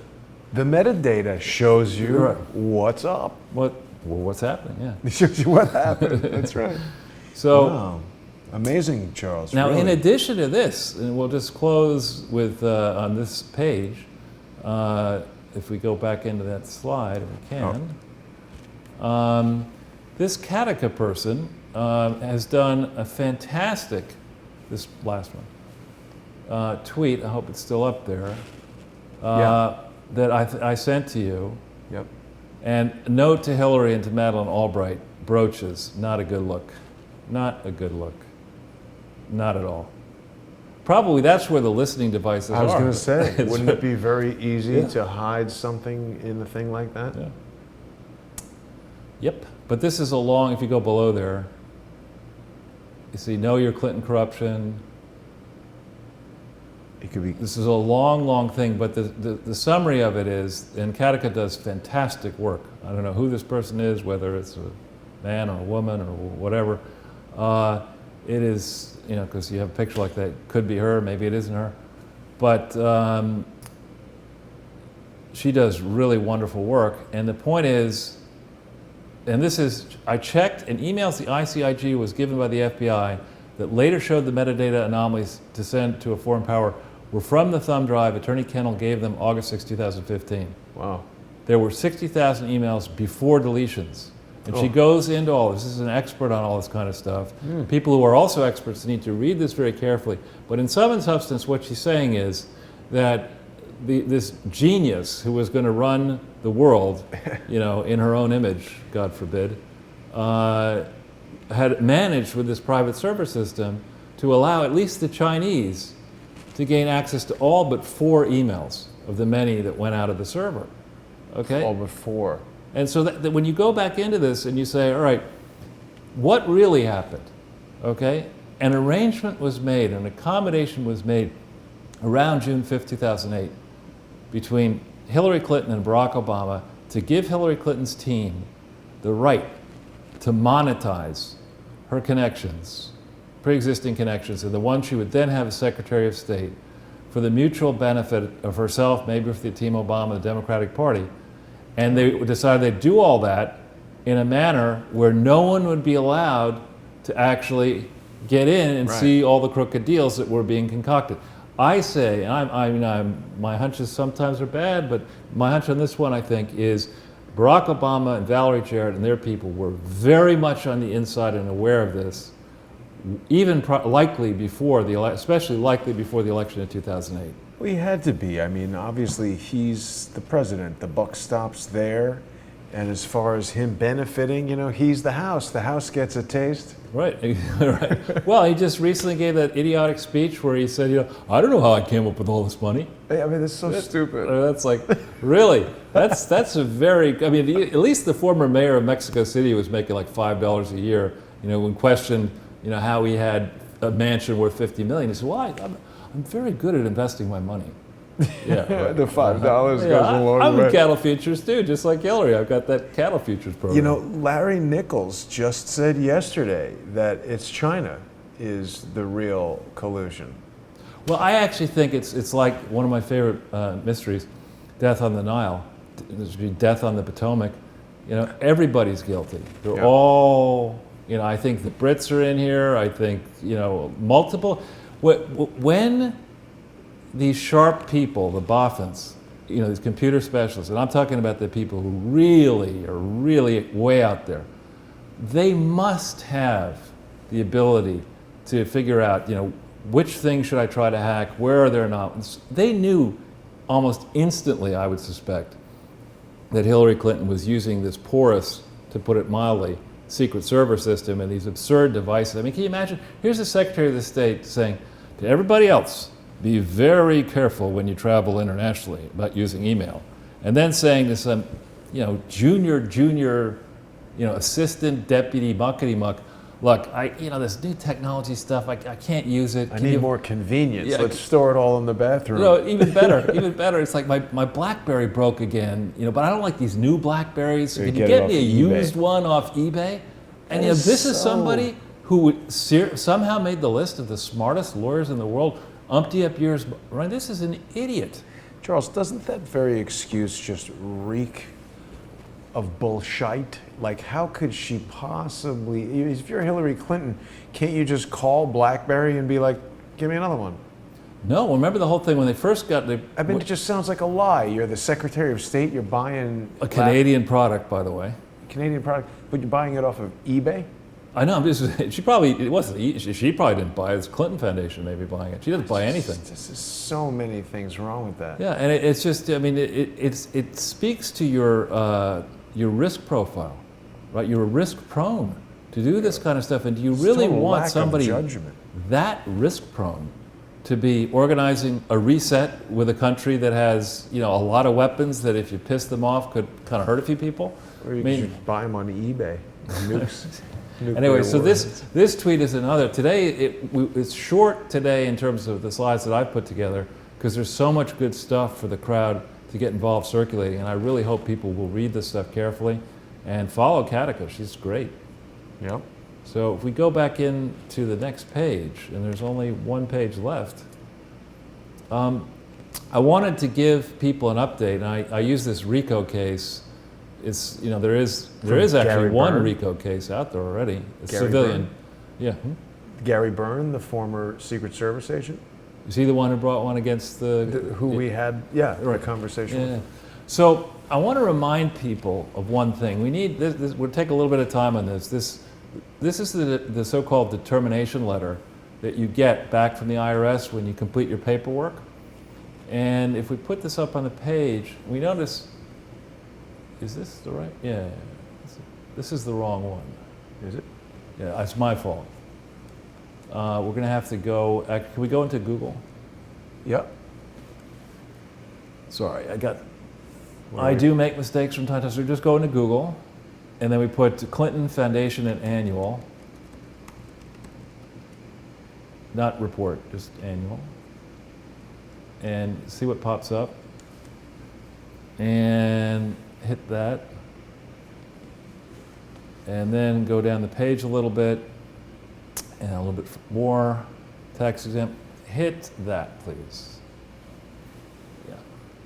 Okay, this is the one that came on January 29th, 1998. Now, let's spend a little time on this. Note that it was sent not to William J. Clinton Presidential Foundation, it was sent to the William J. Clinton Presidential Foundation, okay? And then note that it says your foundation status classification is 509A1. See that? Yep. Now we go into this first paragraph. And I want to emphasize, based on information you supplied, both in the application and then if they had follow-up questions, and assuming your operations will be as stated in your application for recognition of exemption, we have determined you are exempt from federal income tax under section 501A, blah, blah, blah. Okay? Important caveats. Based on information you supplied, and assuming your operations prospectively in the future will be as stated in your application, you're exempt. It doesn't say you could do whatever you want, right? And then it says, we have determined that you can reasonably expect to be a publicly supported organization described in sections 509A1 and 170B1A, Roman numeral 6. Now, this is like if your parents go to you and say, Jason, I'm going to give you money for $100,000 because I'm feeling generous. You can go buy a car, right? And very few people would do that, but I mean, to anybody. You have a party and buy a lot of booze and everything. Well, most people. This letter is saying, here's $100,000 for a Saab or a safe, whatever kind of, what's that car? Subaru. Volvo. Yeah, Volvo or some minivan or whatever. This is a specific, very specific type of charity. This is not saying that you can fight HIV/AIDS around the world, that you can set up a confab in New York where you get idiots to come and say, I'll give away $1 billion, assuming I get $100 billion by doing this. I mean, this is a specific type, a very specific type of charity. And you're going to ask me, what type of charity might that be? And that's why we're going to go back into the slides. It's funny, this never happens, but getting the playback is blacking out. Weird. Still good. So this is a memo here that explains what a 509A type is. If you hit this, if you can't hit this one here. And a lot of these memos, you notice this is written in 1993. Okay, a lot of these. 1993. See up on the right there? And you'll say, well, people will say, why? This is old, it doesn't matter, it's not modern, it hasn't been brought up. No, this is, as they like to say about climate change and other things, this is settled science. I mean, this has been long settled for a long, long time. The original law, the last time it was amended was 1969. It's remained in place. If you go to the next page, we see here's Type B publicly supported organizations, IRC 509A1 and that same 170B1A6. Organizations receiving substantial support from a government unit or from the general public. Okay? So this is a publicly supported entity receiving substantial support from a governmental unit, one or more governmental unit, meaning, the city of Little Rock, the state of Arkansas, you name it, the Center for Disease Control, or foreign governments. IRS, would that count? They're not supporting it. Well, you could argue they're supporting. No, this is grants. These are, with your where's your revenue coming? Right. Yes, the IRS is giving you support. You don't have to pay income taxes, right, and corporate income taxes on the entity, and your donors get a tax benefit for giving you money. So yeah, you're getting. But this is talking about, your entity is primarily supposed to be supported either by the general public, and that doesn't mean by George Soros. That means by thousands of small donations or tens of, and or from a government, okay? That's what this has to be, okay? It's a special subspecies of 501c3 charity. It's a special, that's what it had to be at all times. Now, you're a trustee of this entity. You're not a director. The way this legally was set up, the people running this were trustees. They owed a duty of care, loyalty, and obedience to the entity. So in other words, David H. Pryor, whose son was the Attorney General of Arkansas when this was going on. No Pryors. No Pryors. no Pryors. Well, he's going to have some now. Yeah. And Vernon Jordan's wife, Ann Jordan, who was a partisan Democrat, and James Rutherford, who was a close associate of David H. Pryor. Those are the three trustees. So they owed, in this time frame when they were setting this thing up, a duty of care, that is to spend the time and energy necessary to make sure they understood the laws and the rules. They owed a duty of obedience to all law, federal, state, foreign law, and a duty of loyalty primarily to the organization, meaning that if there's a conflict between the interests of David H. Pryor trying to scare up money to pay off Williams and Connolly's legal bill for the various problems that the Clintons were having with impeachment, there's a conflict. He's got to put his hand up and say, wait a minute, I'm raising money for their personal expenses in an illegal vehicle, characterizing that one as being a charity when it certainly isn't a charity. I'm also a trustee of this thing. I can't do that because that's they love to do that. Well, they commingle the funds like that. Yeah, so this is what it was supposed to be, all right? And we go back into, I'm showing you now, this is hard evidence that you saw. We took it right from the Clinton Foundation website. That's a repetition of what it's supposed to be. But most importantly, you see what it says here? It has to be an organization. To be an organization, you have to be a corporation, a trust, or an association. In each case, you've got to file paperwork. It's got to be accurate. You've got to have meetings. You've got to have minutes. You've got to make sure that everything you do complies with the law, and you've got to be careful and organized. This is just like Clapper. This is a group of people who are very valuable. Everything that they do is wrong. So you look at their behavior and you say, what they're doing is wrong, right? Do the opposite. Do the opposite.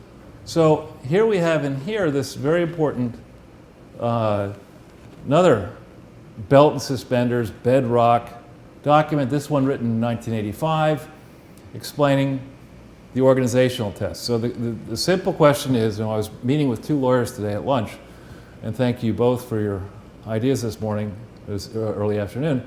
We'll keep their names out of it. The gating question, looking at this mess, is was the William J. Clinton Presidential Foundation actually an organization at any time in its legal existence? They just made it up. Well, you can't just because you type a document up, and even if you file it with the Secretary of State in Arkansas, that doesn't mean you've done anything yet.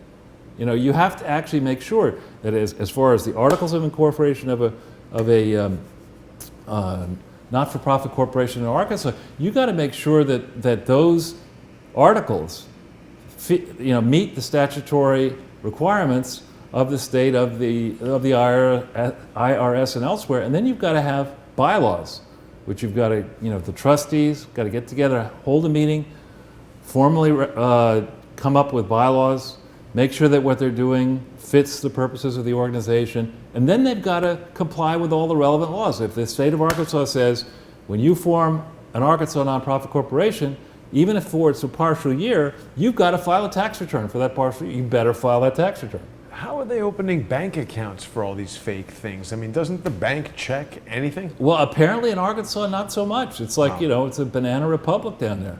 And this has got to stop because, when you have a state that is it's been operated by Republicans now for a while. When you have a state that decides within our great, country of 50 states that it's going to allow fraudsters to go into that state and create this thing that they have created, that cheapens every state in the union.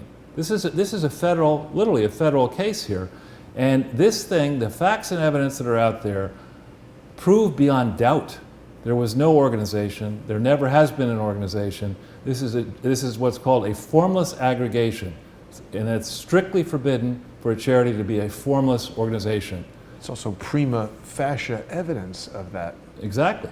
So here you have a link to this thing. You can read this to your heart's content.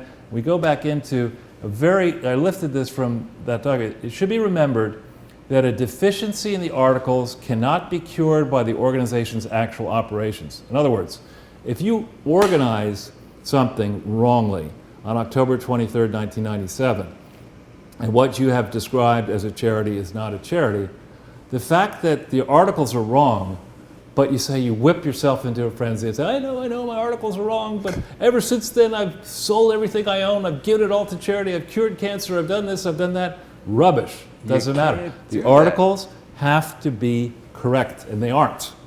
Okay, that's crystal clear. Even Rod Rosenstein, who supposedly got all these credentials from Harvard Law School, summa cum laude from Wharton, he should certainly have seen this during the 4-year period from 2001 to 2005, when he was at Maine Justice deciding which tax frauds to prosecute. But he didn't. And Comey should have seen this when, from December 2001 and afterwards, He was leading the investigation into this fraud, and of course he found nothing, because that's his job. If it involves the Clintons or the Bushes or whatever, I will find nothing. Well, I mean, I think we're starting to see that these are exactly the guys who are put right in place to prevent anyone from seeing anything that would allow an investigation to actually go forward. Which brings us to Mueller, who was involved in this same thing, overseeing the FBI from September 4th, 2001. So it says the articles, a problem with the articles isn't fixed by the operations. In addition, an organization whose activities are not within the scope of the statute cannot be exempt, all right, by virtue of a conforming charter. In other words, you can't write a charter that says, I will in fact be an organization that looks like a charity, and then by your activities go out there and say, actually what I'm going to do is have a catering service and pool, nonstop pool party on the rooftop of my penthouse and massage parlor, overlooking that river in Arkansas. You can't do that. Mini golf course. Mini golf course. You can't build that. No. So then we get to this question. I get, now quite a bit of traffic, and I appreciate getting the email traffic and the Twitter traffic and all that, with people saying, all right, Charles, we hear you talking and this and that, but there's a statute of limitations. They're running at the clock. Not for RICO, there's not. Not for RICO, and not for failing to file a tax return, which they failed to file a federal tax return for the period October 23, 1997 to December 31st, 1997, and it's highly material. I think this is the wrong page. Is it? Yeah. Next page. There you go. So there's no return filed. I'll show you this. If you can get into that page. All right, and if we go down the page a little bit, we see here the annual reports of the marketing brochures. Those are just rubbish. These are the ones that they had to file. Do you see an entry there for 1997? No, it only goes back to 1998. Right. So in 1998, let's hit that baby. And it says up here, this is your initial return, okay? So this is the first return they filed. Now, the rules, we won't bore you with this, but I can tell you there's David K. Johnston, this guy who thinks he's such a genius about tax returns. Yep. He's the one who got Trump's tax return. They file it as an initial return. Do you see the word "the" before William J. Clinton Presidential Foundation? No. Okay, so they use the wrong name. They use the wrong address. They call it an initial return when it's not. Well, okay? but where is that 1997 return? They've just never deleted it? They never filed it. And if we go down the page a little bit here, you see here this government contributions grants? Do you see any money attached to that? No.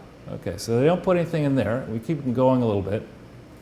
Then we keep going to the next page after this. After that. All right, please stop if you will. And if we go to the top of the page here. Sorry, I lost the cursor. That's all right. Okay, cash non-interest bearing, okay? None at the beginning of the year, and it's all non-interest bearing cash at the end of the year. See that? Yes. None at the beginning, so all of their money is non-interest bearing cash, okay?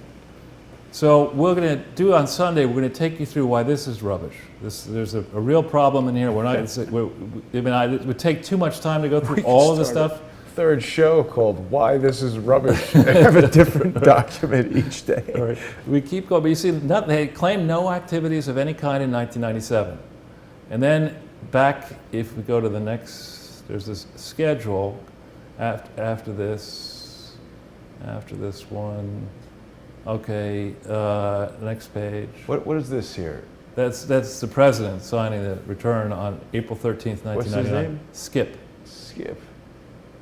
Skip Rutherford. Seems to be skipping. Now, here's Williams and Connolly, okay? Now, Williams and Connolly supposedly had a gigantic receivable. That is to say, they had been doing work defending the Clintons ever since 1993, when they first got there, without being paid.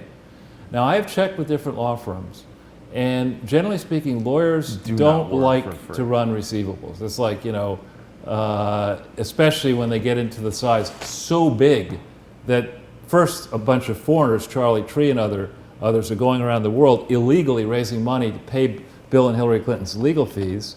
Right. And that Presidential Legal Expense Trust blows up the first one by 2007.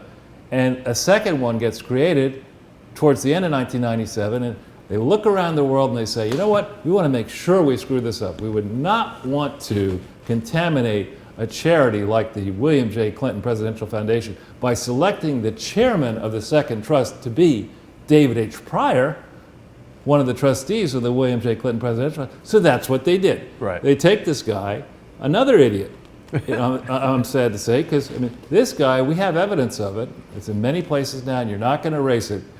We have evidence that David H. Pryor's people filed a return like this for 1998 for something that is not a charity in the state of Maryland. So that the Presidential Legal Expense Trust was housed in Washington, D.C. They sent a filing across state lines into Maryland where it was received, claiming that the Presidential Legal Expense Trust formed to pay off personal legal bills of the Clintons was a charity.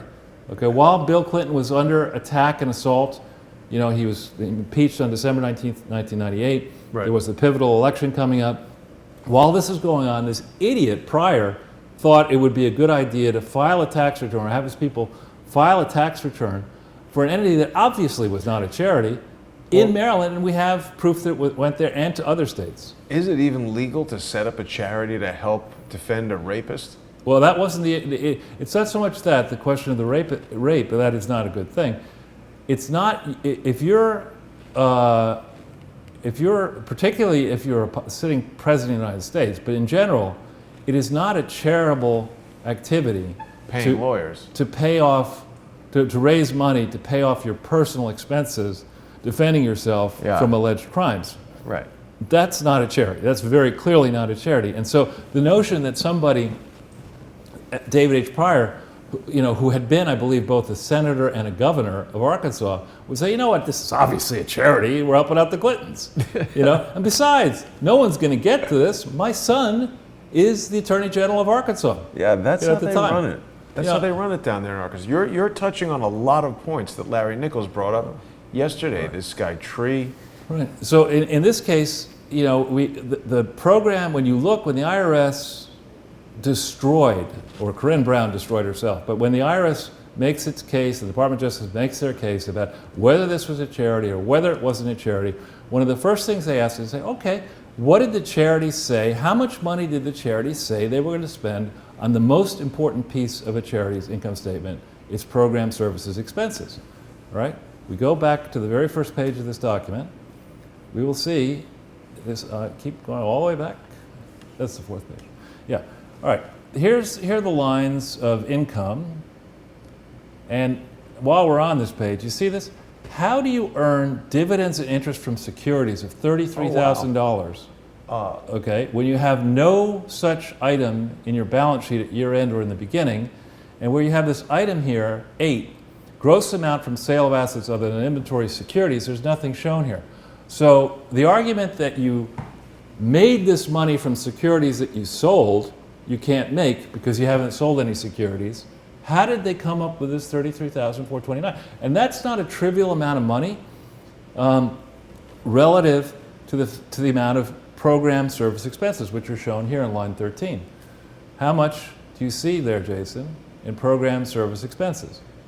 $3 million. No, that's the revenue. 13, line 13. Underneath that. Nothing. Right. So the way the IRS normally works, now remember, Bill Clinton's the President of the United States at this point. His people are in the IRS, and Lois Lerner goes right into the IRS in July of 2010 to make sure that this doesn't get, in my judgment, uncovered. Right. Normally what the IRS will do when they go into the facts and circumstances of a case, and they say, all right, to determine what was really happening here, what did these good people, Skip Rutherford, Ann Jordan, David H. Pryor, what did they actually do to further the purposes of the charity in 1998? Nothing. Yeah, don't ask a lot of questions. Yeah, nothing, right? So, I mean, this, from the very beginning, you look at this is obvious. Now, let's see, did they get an accounting firm in here to study any of this? We can go down. Let me guess. Yeah, we can look at this next page here. Notorious BKD. You see, accounting fees. Oh, nothing. Nothing. And you can't use an accountant. You can't get an audit without paying for it. right? And we have accountants who are working on this now, working with us on it. This is a case study. You know, these Clintons and the Obamas and the Bushes, frankly, you know, they're all in the same place. Yeah. They can't seem to do anything right, and that's why the dark money behind them is so happy to let them be presidents of the United States. You get these people in who just, you know, are not equipped to do the job, then the dark money controls them. Well, but they're willing to play ball. And when you talk about Herbert Walker Bush, I feel like he set up the prototype, because that's the first, I mean, obviously I know we had presidents in our history, but in modern history, that's really the first dynastic presidency. No, second. Who was the first? John Adams and John Quincy Adams. That was the previous century, wasn't it? These are my people. Okay.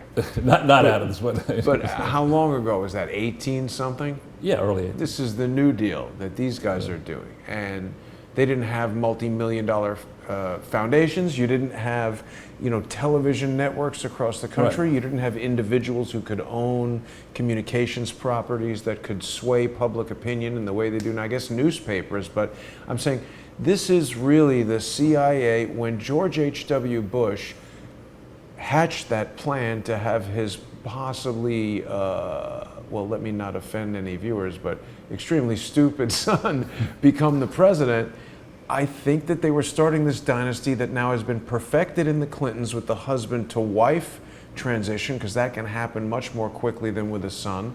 And now I think we're in danger of a Michelle Obama presidency that could do the same exact thing. And I think she's a viable candidate, not because of anything that I know or don't know, because I don't know that much about her qualifications for the job, but just in terms of identity politics. If you want someone who's the opposite of Donald Trump, there's no other candidate that fits that bill better than Michelle Obama. Which is why this battle that's raging now is so important. Right. It's so important. So if we go back into the slides for a second. All right, so we have nothing filed in 97.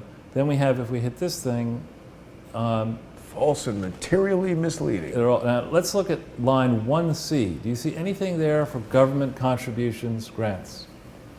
That's no. That would be a no. Blank. Right. Another no. So, I mean, in this thing, if we go into Schedule A, page 2. Where is Schedule A? Keep going down like 5, 6 pages.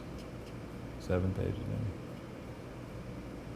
Keep going. Let's see. There's Keep going. Schedule A. Let's get, yeah, page 2. I'm sorry, you keep going. All right, here. This shows the gifts, grants, and contributions received going back 2000 all the way to 1998. In 2002, in 98, with the return for 98, 99, and 2000, in all those years they say they had no revenue in 1997.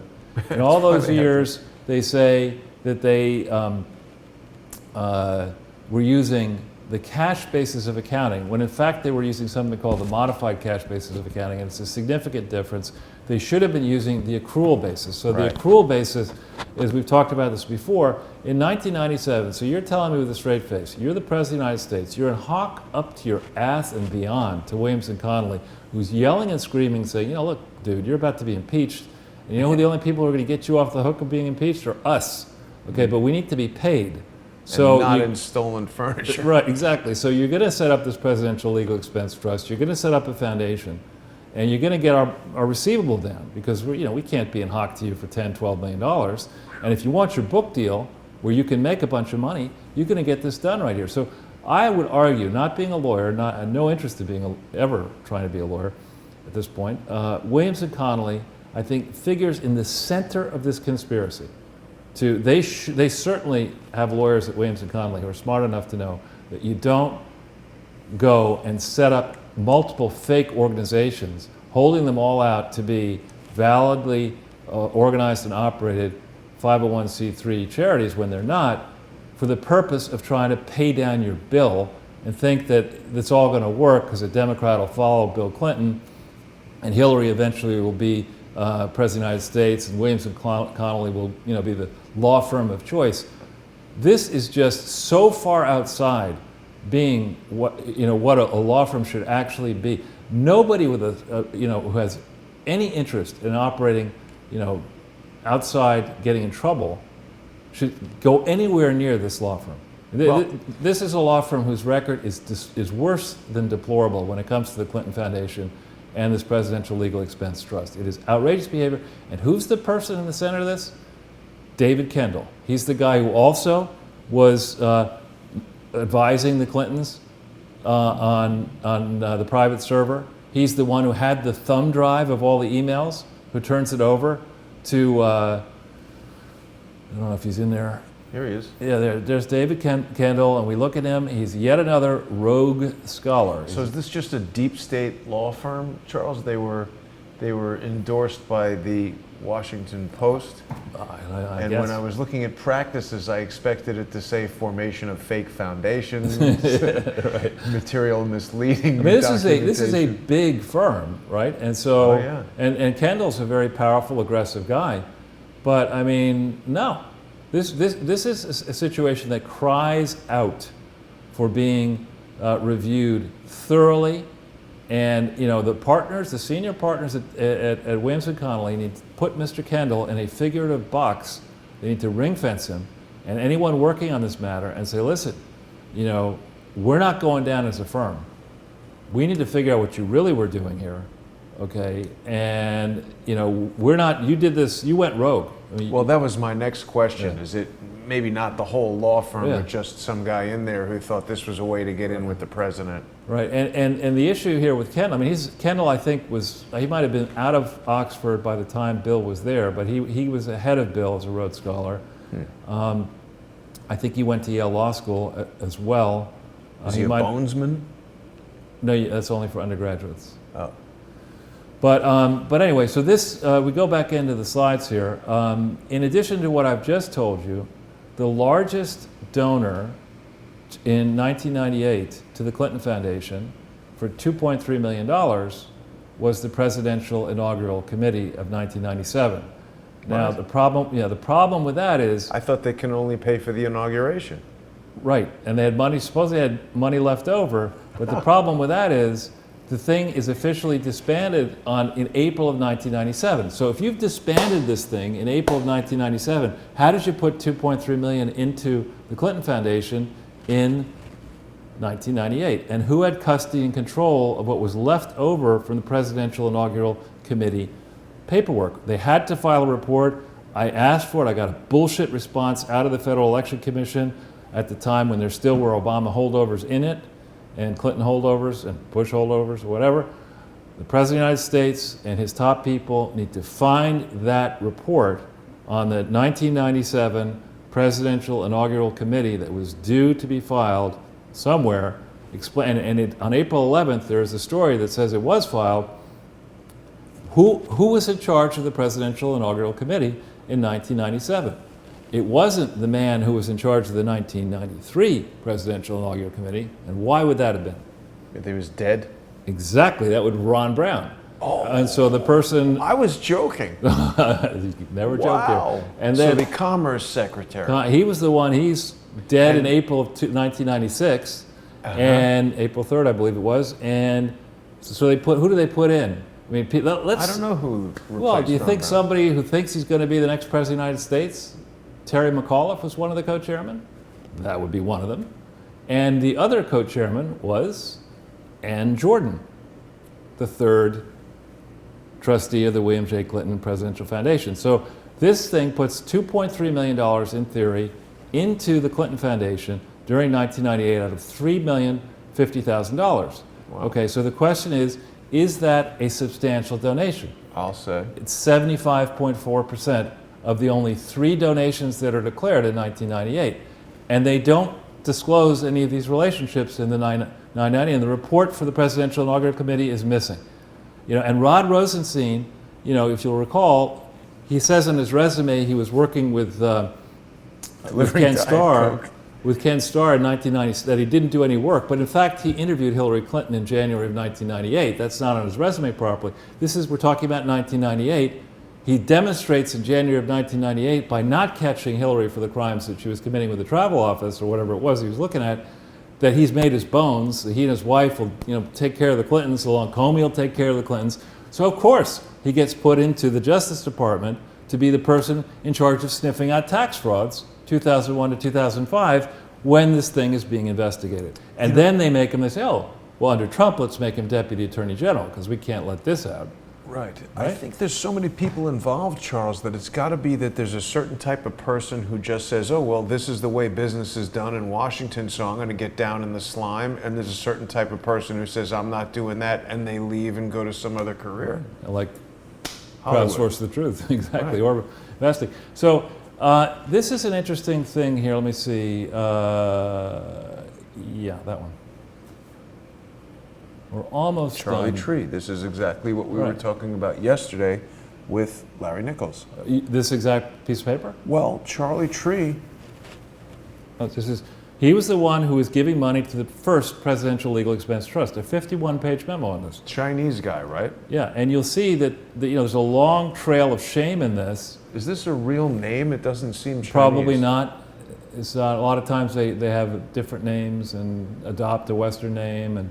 But anyway, we're not going to go through more than even 1 or 2 pages here, but read this at your leisure, investigators, and you'll see that this was clearly a long-standing pattern and practice of harvesting international donors who wanted access to the largest economy in the world and the most powerful country in the world, and regarded that our system of bribery is just not calibrated properly. It's like in Indonesia, if I wanted to get this thing done, I'd have to give you 10 million. How come you only want 100,000? What's wrong with you guys? I mean, Isn't this guy Johnny Wang was a big part of the... And James Riotti, these are, and you'll see, the names you're going to see in here? You're going to see Kendall's name in here, you're going to see Cheryl Mills' name in here, you're going to see Maggie Williams, you're going to see, all these people around the Clintons, and this is the first trust.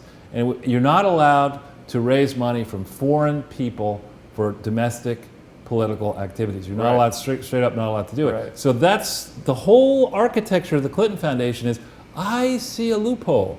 I'll get my vice president, the amiable dunce Al Gore, to run for office. We'll try to rig that election. With the hanging chads. With the hanging chads and all that. And unfortunately, thankfully, amiable dunce and Nobel Peace Prize winner Al Gore did not become president, but then even more unfortunately, George W. Bush did, only to be followed by more pain from Barack Obama. It's just getting worse and worse. Right. Donald Trump is really... Why don't we, when we're done with all the information, we'll end on a slightly positive note about what's happening with President Trump. Right, exactly, yeah. He's winning, more winning. He's getting tired of winning. Yeah, I'm not. No. So if we go back into the... we're almost done here, actually. So there's... If we, hit that one, please. This is the 2007. We go further into the 990. It's like 20 pages in. Just the first page of this 990. This is the 990 for 2007. Okay, which is filed after Barack Obama is elected. Okay, so he's then due to be sworn in as president. Once again, they change the name of the thing. They don't do it properly, but they change it. And you'll see here, no government contributions in 2007. Remind us all, what's the significance of that? Well, remember I showed you in the determination letter that you're a 509A1 and 170 blah, blah, blah, that gets all your money from the general public and governments. But this is not doing it from Well, in no year from 1998, 10 years of filings, 1998 to 2007, in every single year, 1D is blank. But why is that not okay if they're getting it from the general public? No, it's not okay because they took money from governments and didn't disclose it. Oh. Okay, and the reason that's not okay is that you can't, as an elected official, President of the United States Bill Clinton till 2001, January 20th, Senator Hillary Clinton starting January 3rd or something like that, 2001 forward, elected officials of the United States of America are not allowed to be in the employ of foreign governments. Right, that makes sense. So, yet this presidential foundation was set up to take money from governments and from the general public. So they don't disclose any part of that right. And this is a violation of too many laws to count, but also state laws. New York State and California laws are very specific, and you have to, every year, they were supposed to list out exactly which government entities, whether it's the US, state, federal, foreign, whatever, all the identities, the purposes, why did I get this money? We know in 2004 that the government of Saudi Arabia gave $10 million, June 29th, I believe it was, 2004, to the Clinton Foundation. In no year, 98, 2007, that's 10 years, none of those years is there any government. And Rod the Genius Rosenstein is, looking at this, 2001 to 5 with dopey James Comey and sad sack, Robert Mueller, and they spend 4 damn years on this. That's as Took much. you 5 minutes to find it. It's like, what the heck? So we got our team to go frame Donald Trump. Get that team together. That's another important thing to remind everybody about. This is a crew. They're just working on projects. Right, yeah. So if we go back in, we're almost done, amazingly. This happened. And this is actually, it's not fake news, the CNN thing, for effect, we put it up here. This actually happened. This fellow, Brian Kemp, you definitely, Brian Kemp, I think, is the Secretary of State, there you go, of Georgia, and he won a runoff. He was not the leading contender. The lieutenant governor was the leading contender. Recently, Donald Trump said, actually, I like Kemp. So Kemp crushes the other guy who had been ahead, crushes him like 70-30 or something like that. Wow. What the right vote is. But this gentleman is running against a far left loon Democrat, and the turnout was not good.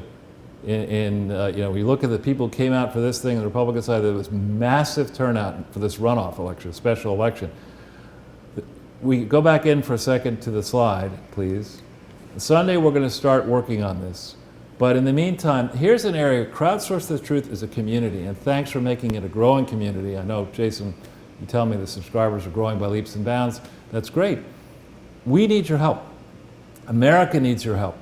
We need to make sure that the candidates for governor of Georgia and of every state in the union that should regulate charities are called on the carpet to ask why they aren't prosecuting the Clinton Foundation for fraud. Because the Clinton Foundation can be prosecuted in any state of the union where it's engaged in deceptive practices, where it's still soliciting, any state of the union. So if the crowdsourced community gets into this, and there's going to be a lot of candidates we can contact. I'll try to work up a simple way in the slide so we have the Twitter contact, and we get this going. Why aren't you prosecuting the Clinton Foundation for charity fraud? Right.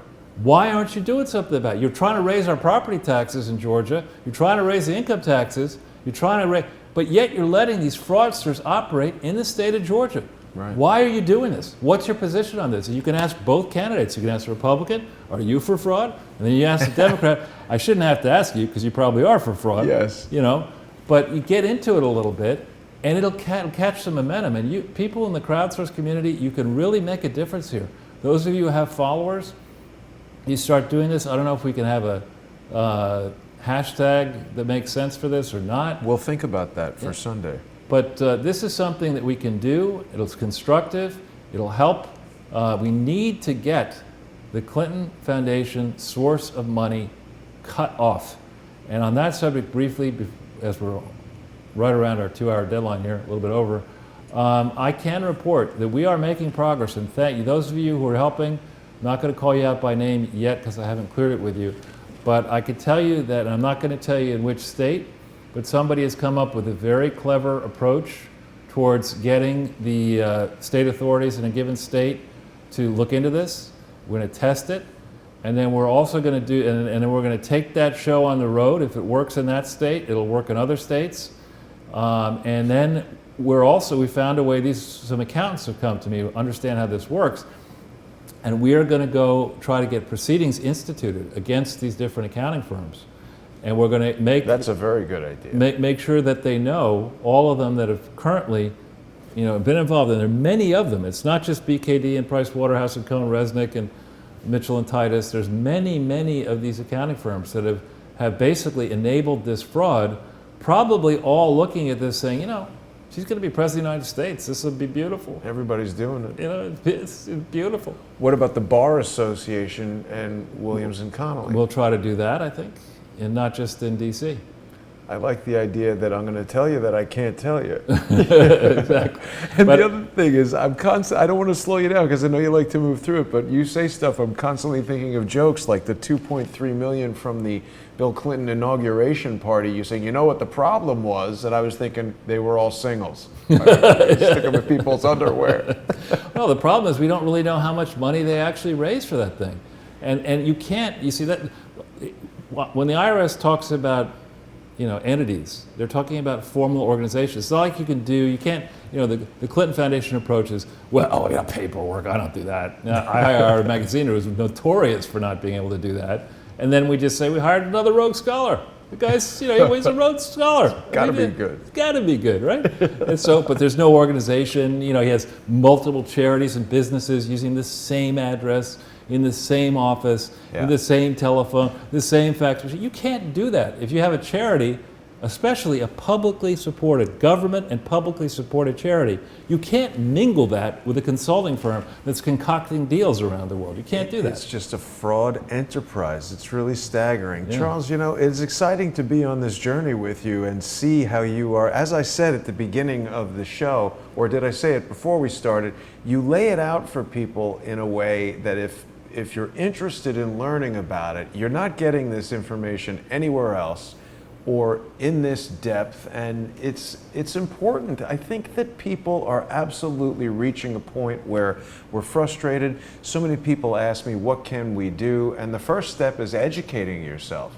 Right. Because when people, you go to dinner with all these Clinton fans or whatever, and they say, oh, you like Trump, or you go to Starbucks or wherever you go.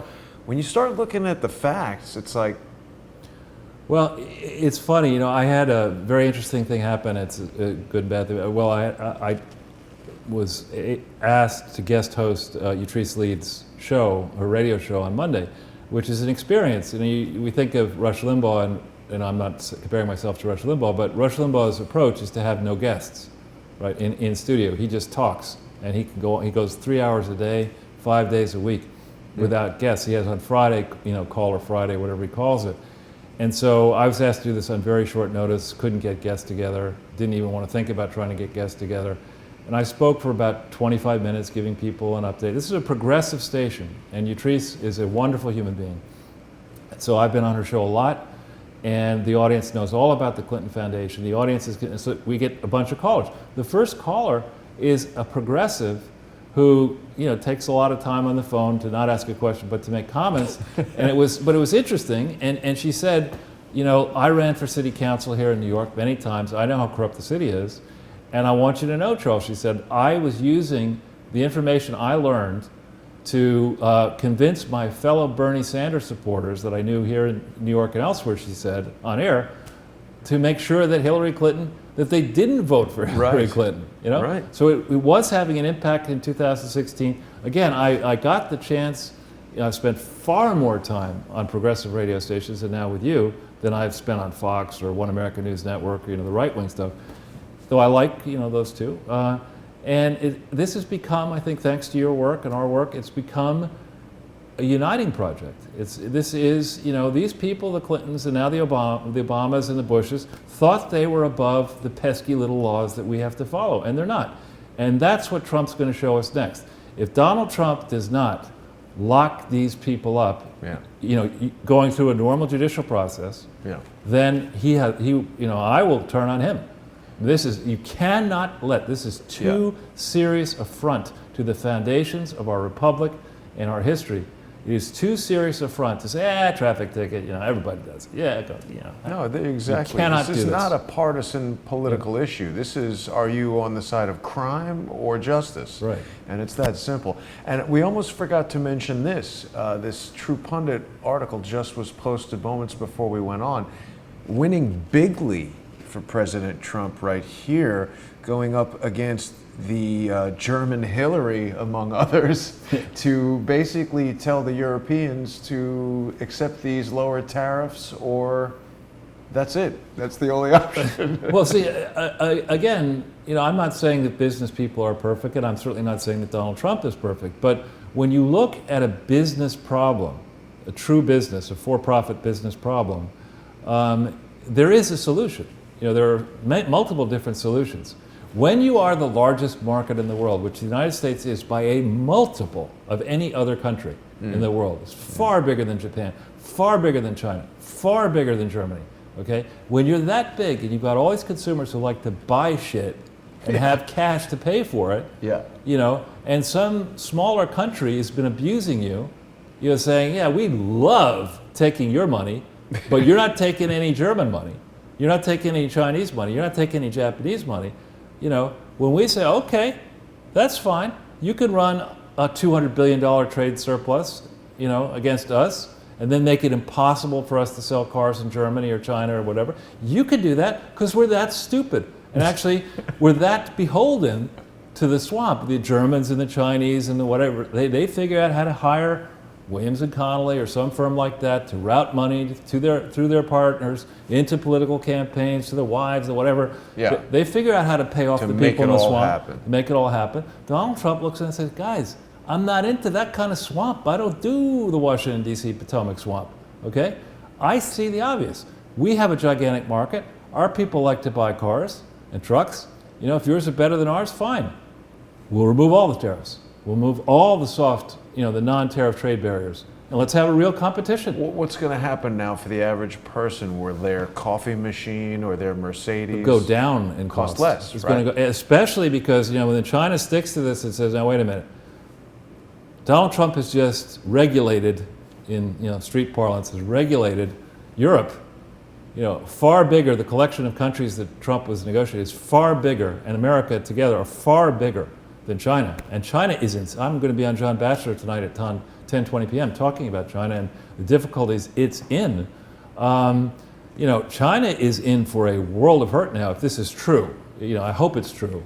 And it's not like... True Pundit would run it if it weren't. Well, what I'm saying is, the reason I say I hope it's true is the devil is in the details. Sometimes politicians will rush to it, you know, announce a solution. Mission accomplished. And then exactly, and then the swamp monsters back in Europe and here in the United States will say, shit, if they get rid of tariffs... Kibosh on it. Well, if they get rid of tariffs, then we won't make money advising people how to get around the tariffs. We can't do that. You know, that doesn't work for us. But this, I think, you know, people have to learn that in business, you know, and that's what Donald Trump, you dislike him, like him, whatever, but you got to admit, there are no buildings around New York called the Peter Strzok Tower or the Robert Mueller Tower, right? No, There that's just true. aren't. Or James Comey or Rod Rosenstein. But, you know, Donald Trump, yes, he had family money, but, you know, Donald Trump was from Queens, and he came in, and first he made a huge impact in Manhattan and now around the world, and now look what he's doing. He's somebody who's willing to take on the status quo, and he doesn't do it just to, you know, wake up one day and say, how did I get all this money? You know, and all these mansions. People also make it sound like it's easy. What I've heard is that he had a $1 million loan from his father, and the concept of turning, I bet you could make a long list of people who had $1 million and turned it into zero, and a much shorter list of people who had $1 million that turned it into $1 billion. Or 10 or whatever it is, yeah.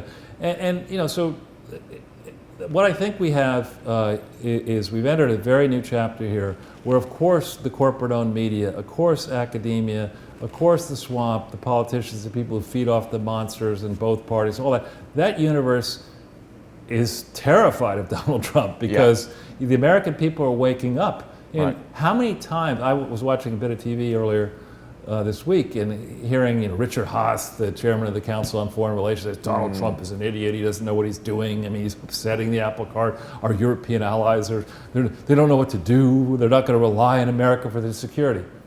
That sounds okay. That's, you know, wait a minute. Why are we paying for that? You know, I mean, so I think Donald Trump has earned, in my opinion, you know, through all this tireless work, by the way, for free, you know, tackling problems that Bush and Obama, both Bushes, let fester, get worse and worse and worse. He's saying, no, I've been elected. I may have only one term. I may decide to serve only one term. I'm going to solve these damn problems, right? And he's going after them hard. And I think he's winning. I think many Americans are much better off. There are always going to be the complainers, you know, the grousers.